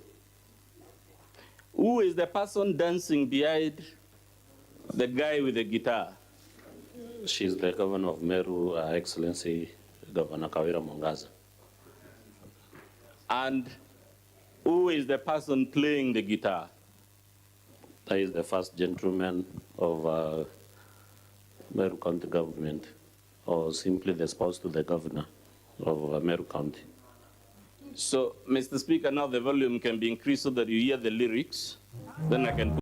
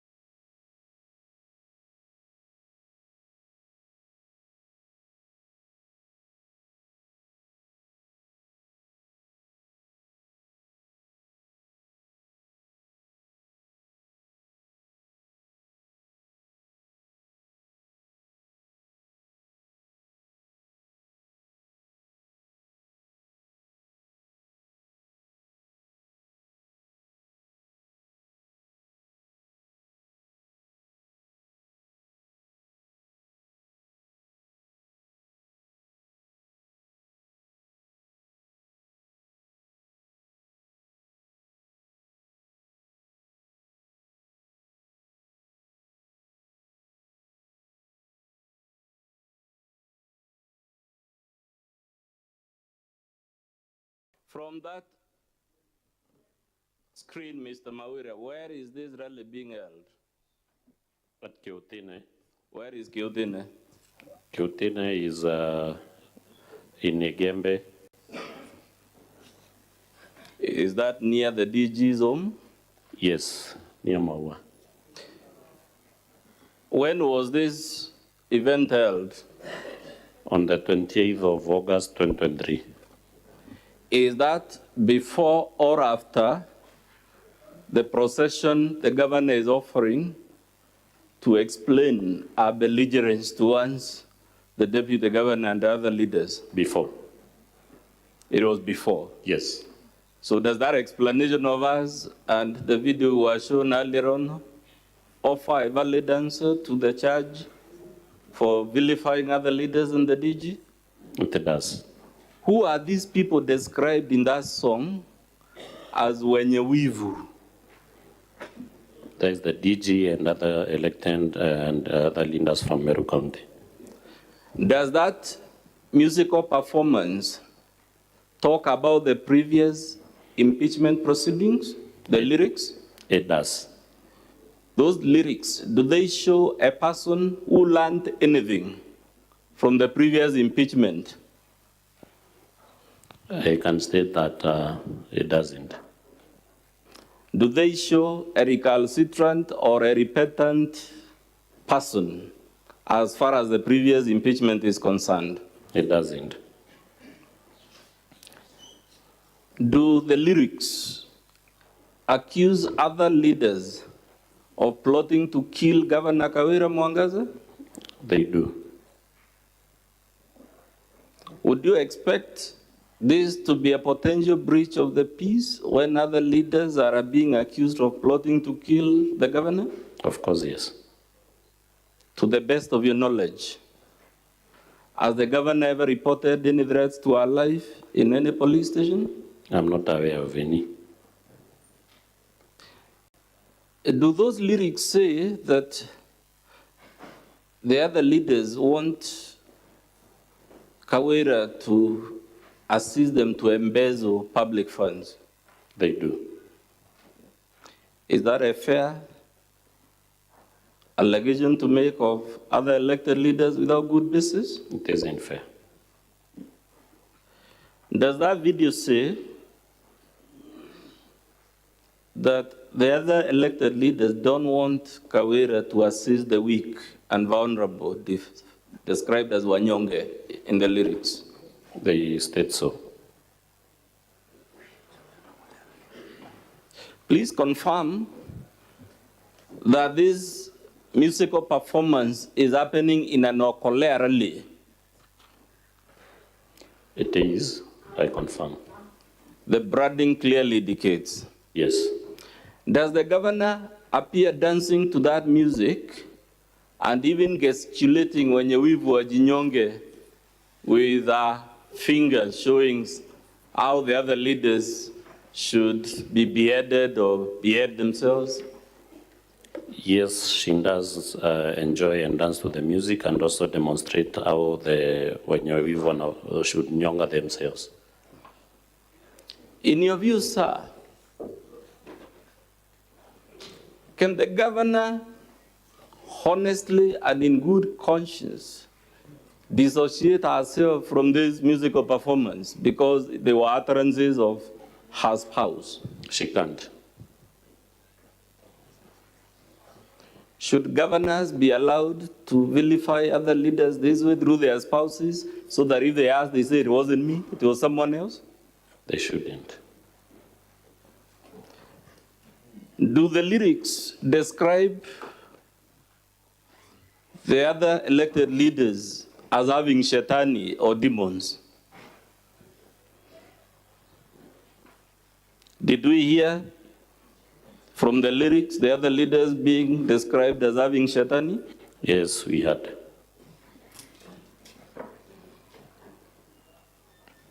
Is this video, sir, consistent with the narrative of foremost peacemaker in Meru County? It is who can't hurt a fly. She is the victim of some scheming, to use her own word, some scheming by the DG to take power through the back door. It is inconsistent.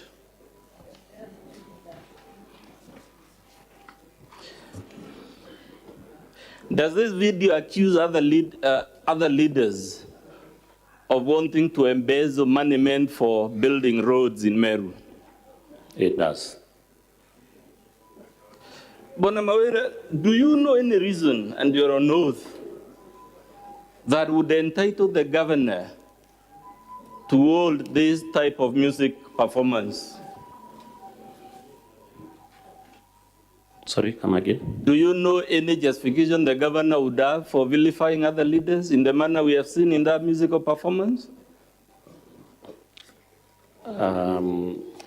I wouldn't know why the governor would go to that extent of vilifying and inciting the public against other leaders from Meru County. The crowds we saw in that video, is it a small or big crowd? It's a big crowd. To the best of your knowledge, how often does the governor hold such rallies? They are held almost every Sunday. Almost every Sunday, that is in the disguise of helping the needy. But I can confirm those rallies are held generally to vilify and demean and incite the public against other leaders in Meru. Mr. Speaker, I request we play video number 3C in support of count number 3.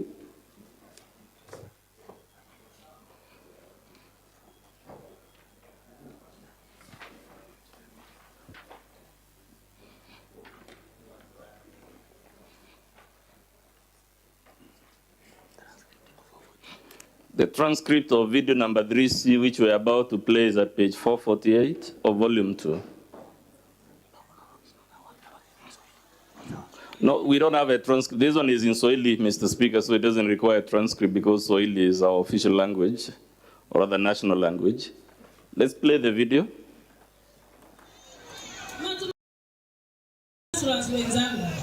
Ya kwamba Meru County haitatekwa nyara na makatero 10 ambao wanafikiria Meru County. Watu 10 viongozi ambao wanalipa mshahara wa 1 million ama 500 and above hawawezi ku make decision ya kwamba Meru iko katika shimo, whereas we know shida yao ni yao wenyewe binafsi, tumbo zao. Tunakuomba ufungue Meru siku ya leo, Mheshimiwa Rais. Na kuna watu hawajakubali gavana ni mama. Kuna watu hawajakubali gavana ni mama. Kama vile kuna watu huko juu ambao hawajakubali rais wetu alishauriwa. Hawaamini ya kwamba mtoto ambaye alikuwa anatengeneza makuku ama a simple person ambaye alitoka vijijini anaweza kuwa rais, na wanamsumbua kwa sababu bado hawajaamini kama president wetu Ruto ni rais pamoja na naibu wake. Hivyo ndivyo ilivyo Meru. Kuna matajiri na viongozi wachache ambao hawajaamini ya kwamba walipoteza katika kura ambazo zilipigwa. Ni vizuri wajipange na waelewe ya kwamba Meru iko na kiongozi, na kiongozi ni gavana.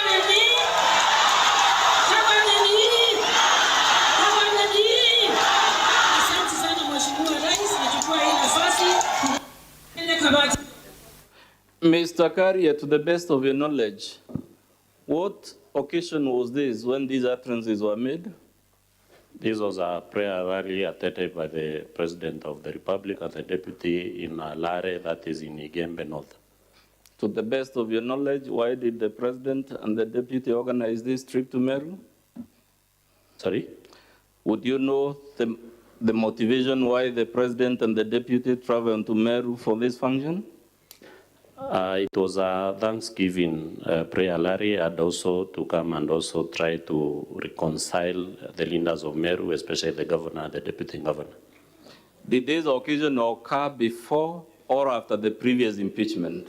After the previous impeachment process. And that's why the deputy president and the president spearheaded the reconciliation effort, isn't it? Yes, I can confirm. So you're confirming the problem in Meru has been addressed to the Council of Governors, to the Senate, all those people you counted, and now even the president himself. I confirm. Has that, all these interventions, have they restored sanity in Meru County? They have not. We are stagnated at one point. Do you expect speakers in a presidential function to speak in a dignified way about other leaders? Yes, it is expected. Did we hear the governor talk about Katel Kumi in this presidential function? She did. In the understanding of the ordinary Meru citizen, who are the people she was calling Katel Kumi? The elected members of parliament and the woman representative of Meru. Did you hear call these people before the President of the Republic, Makatel? She did, and stated that it's people who earn 500,000 and above, and also to 1 million Kenya shillings. Did she also say these are people who only care about their stomachs? Yes, she did. Would those be utterances that connote a governor that is peace-loving, that has learned from the previous impeachment process, and is just a victim? They shouldn't. Let's play video number 3C, or rather 3D, Mr. Speaker.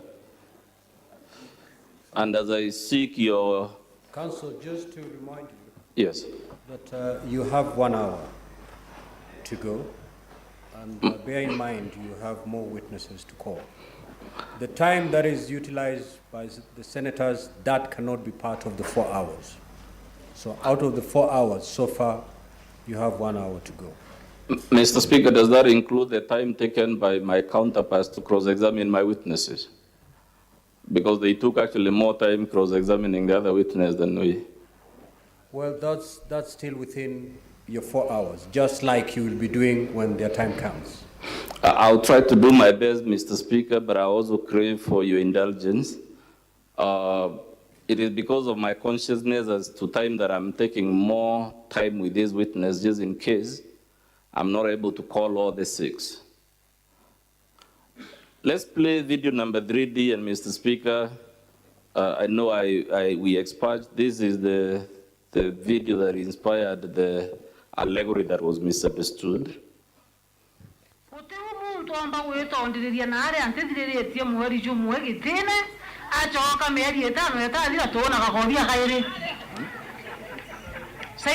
transcript of this video is at page 448 to 449 of volume 2. Let's proceed.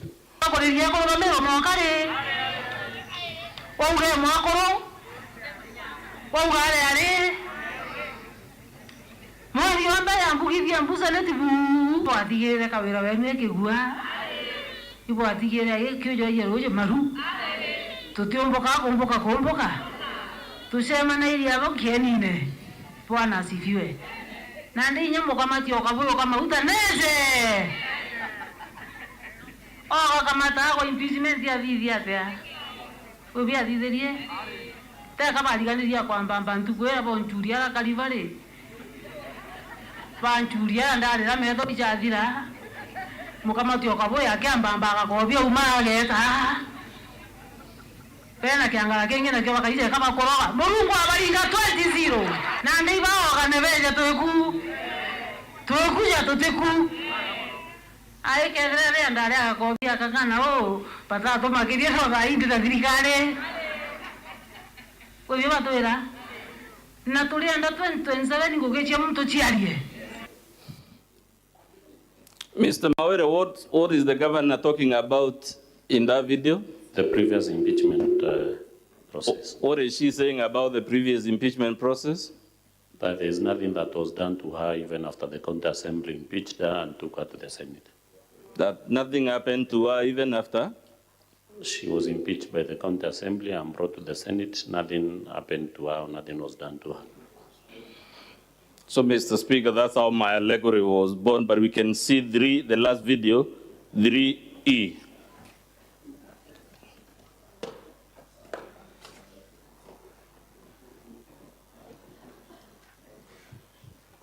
Vimenti kana no taro na ro taro utai kamisema nyonwe tano mkobu ndingete metemanyo that the 6 ndene sa vimenti na go ya daga ntora kama na u weja kando kama bonginye de bejo bejone kwera musana jera diga kenda ntukuru ndele babare kai kumera kwa kontinye tesai otora nyo sai keba Dioro katore na ikwete tenge mawira no mbera kangule ndo basandreka kwawe inabare kuna speed ya masinesi ya 400 mekira jitage ko speed ya 20 okay ja kulekera masinesi njero na kiragita kila tueka kenda ale mpato kimbeje bantu ya watu rampao ukabeka ninja meniwe ga tueka na mimi inao ga tueka na ga tueka lakini kaende kabati Bwana asifiwe. Utaweka ninja kiragita na masinesi speed hichi rumanya muno na ige tueka no moka sauti ukaigwa sauti iko halia na ichio ukigwa tena bakabu biba na ina ungere ntuko ngeto learea We can pause it in the interest of time, Mr. Speaker, now that I'm guided by your... Mr. Mawira, what was the governor doing as per this video? She was vilifying the elected member of parliament for Saudi Menti, as well as other members of parliament from Meru. To your best of your knowledge, sir, is there any overlap between the duties of governor and those of MPs and the senator so that the governor is constantly inciting the public against? Is there any conflict of duty or interest? Don't they have very different duties? They are very different and well stipulated, clearly stipulated for every office order. As a matter of fact, where is the main workstation of the 9 MPs of Meru? Is it in Meru or here at the Parliament buildings? It's here at the Parliament buildings in Nairobi. Do you know any reason why a member of Parliament in Meru, while doing their duties, say in this chamber or the other one, will suddenly hear that the governor is saying nasty things about them in some rally in Meru? Sorry? Do you know any reason why the governor will be vilifying a person who is based in Nairobi and while they are doing their duty in Nairobi? No, I'm not aware. Paragraph 16A, count 4, you accused the governor of appointing Kenneth Moetiriongo as a chief officer without the approval of the county assembly.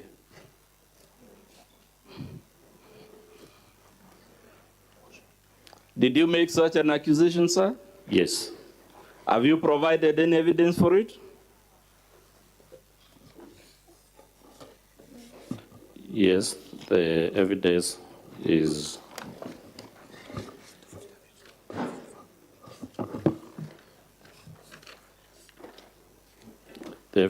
in pages 271, 296, 295 to 296, 297, 299, and 301 of volume 2.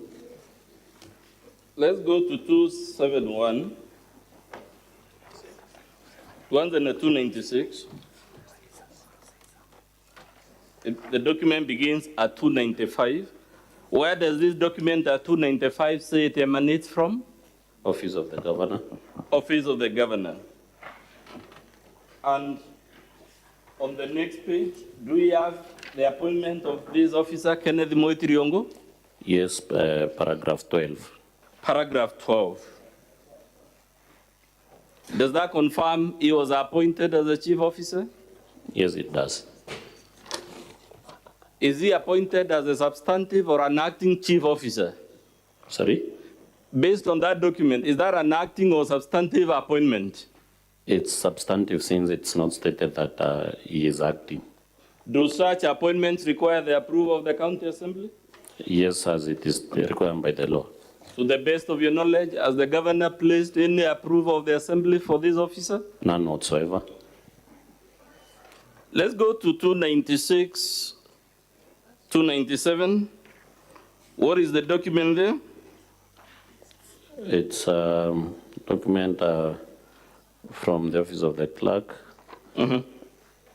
addressed to the county secretary, that is Dr. Kiambi James Dambura Aderu, in the matter of the Constitution of Kenya 2010, the County Governments Act 2012, the County Assembly's Powers and Privileges Act 2017, and the County Assembly of Meru standing orders, and in the inquiry of the Sectoral Committee on Labor, Public Services, and Social Welfare, summons. So, sir, have you provided sufficient evidence to show this person was appointed without county assembly approval? Yes, I have. Let's go to 16D, paragraph 16D of your impeachment motion. You accuse the governor of appointing unqualified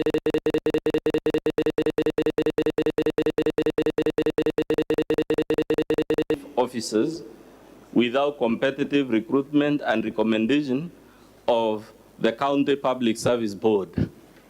Have you provided any evidence to show this? Yes, I have. Let's go to, where is that evidence, sir? The evidence is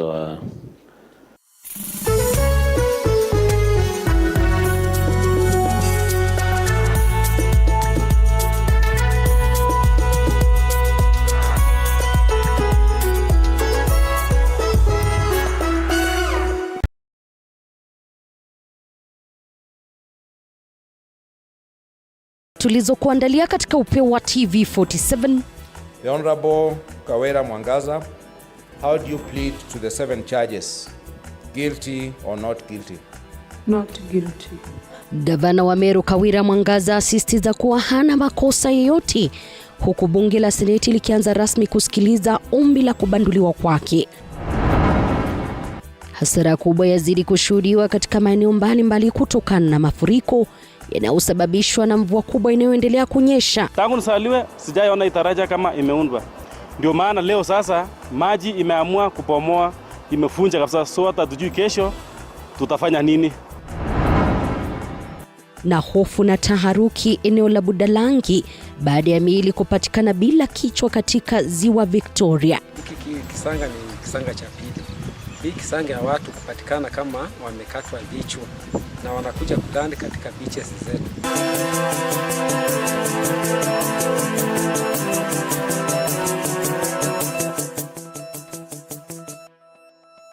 It is now easier to report and surrender. Visit www.ufaa.go.ke and get started. Beat the November 1st deadline.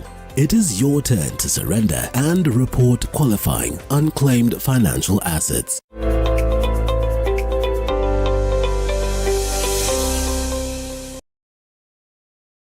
Whose duty is it to establish this office?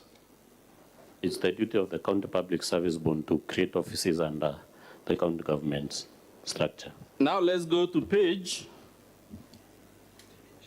392 of volume 2. What did the County Public Service Board say about the existence of this office? In a letter addressed to the clerk of the County Assembly, in relation to the inquiry, the board or the secretary or the CEO of the Meru County Public Service Board states that the board has not employed any traffic marshals in the county public service. But on the ground in Meru, Mr. Kari, why was this a problem so that the assembly got seized of it? What were the so-called traffic marshals doing that became of concern to the assembly? After they were flagged off by the governor, they went around Meru town, arresting offenders and charging them fines irregularly. And there was a petition to the assembly in complaining about the creation of the office of the traffic marshals irregular. So in summary, sir, other than the video and the document I've shown, What other pages can you refer the Senate to prove this count? We have pages 394, 398, 409 to 412, 413. You have, in paragraph 16G, accused the governor of having a bloated workforce. Have you provided evidence of this? Yes, on pages 282 to 283, 309, 345 to 352, 353, 357, 359 to 362, and 362 to 382. Let's go to page 361 to 362 and speak about a particular cadre of staff in the governor's office. How many cleaners are shown there? That is from number 73 to 93. That is roughly 20. Page number 73 to? Entry number 73 to entry number 90. To entry on the next page, to entry number 111. How many cleaners are those? Would I be right to say they are 38? Yes, they are. Let's see how some of these officers, styled as cleaners, how they are described on the payroll.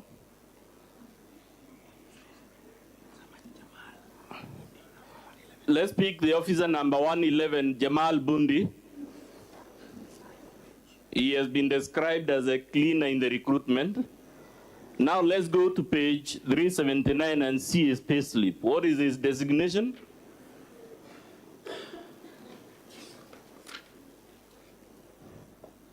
He is recruited as a cleaner, but his designation is senior support staff.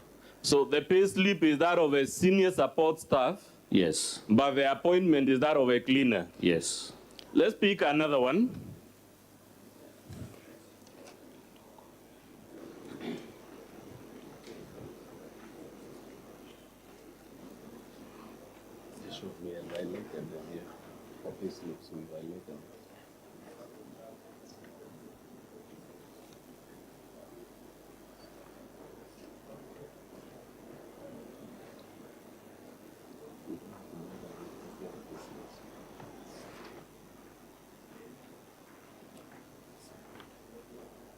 At page 381, at the bottom, what is the name of the officer? Mr. Godfrey Mwenda Mireti. So this gentleman was also recruited as a cleaner, but his payslip is for what cadre? Senior support staff. That officer is number 103, Mr. Speaker, on page 362.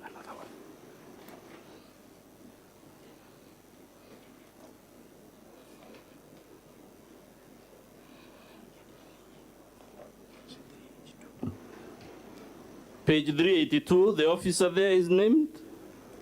There are actually two of them. I'll show him. Miss Faith Kendi Kidinji and Miss Glory Kinya Kinoti. Would you consider it irregular for officers to be hired as cleaners, then paid on the pay grade of senior support staff? Sorry? Is it an irregularity to employ persons as cleaners, then on the payroll, pay them as senior support staff? Yes, it is an illegality. Would you know why this irregularity has been taking place in Meru? I believe it is for the governor to reward our cronies. To reward our cronies? Yes. Let's go to count number 6. Naming a public road after her husband. Do you have any evidence of this? Yes, I have.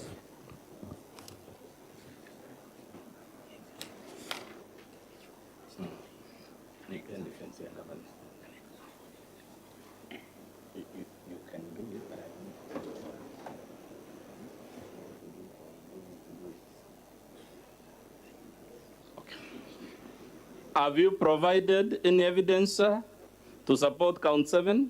Yes, on pages 442 to 443 of our volume 2.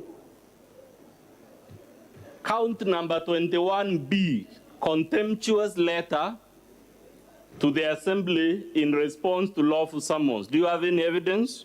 Yes, on page 301. Sorry, 311. Open for 45 the letter by Chamber. I want us to see the letter that is said to be contemptuous. You earlier on told us that governors and the CECs are obliged to supply documents to the Assembly, right? Yes.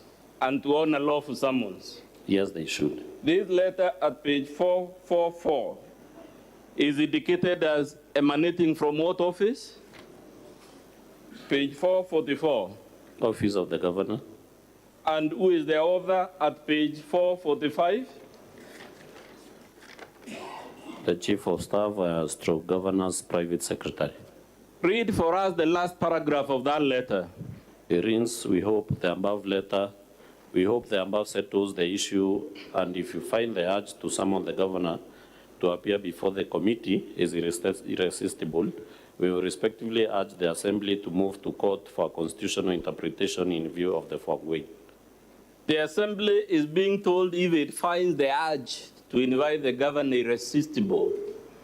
Is that how a Chief of Staff should be responding to lawful summons and requests for documents from the Assembly? No, it is not. I want us now to check the responses filed by the Governor. So hold the Governor's response.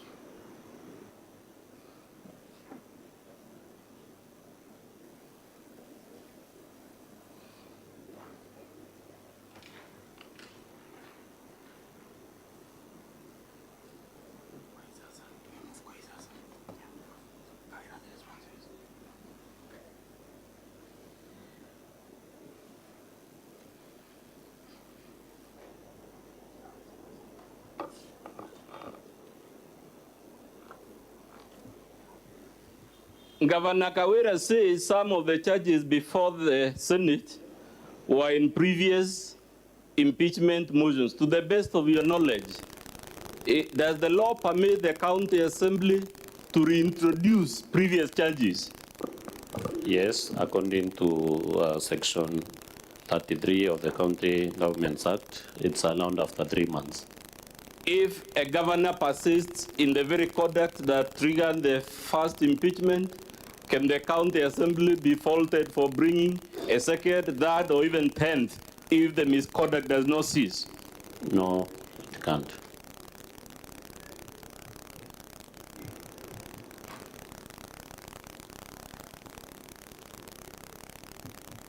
The governor has talked about a cast, or rather a traditional oathing ritual at paragraph 6 of our response, administered by the Njurincheke to compel the Assembly to impeach her.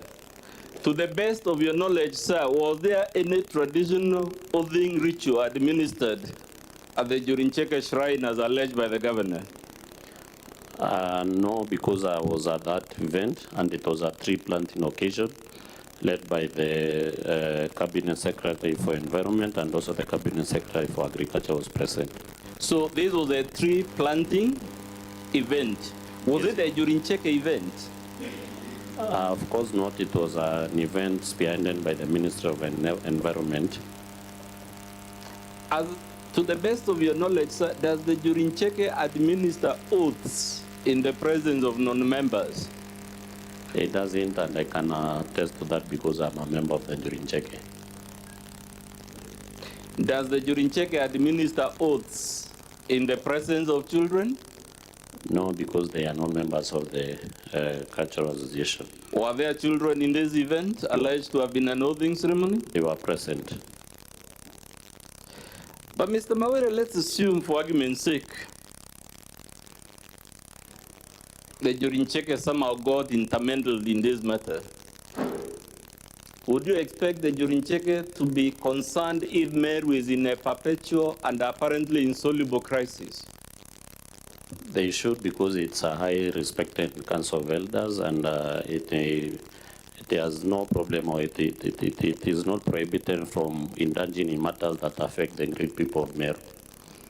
The governor says all these things we alleged against are acts of other officials who should bear their own responsibility. What is your response to that? Sorry?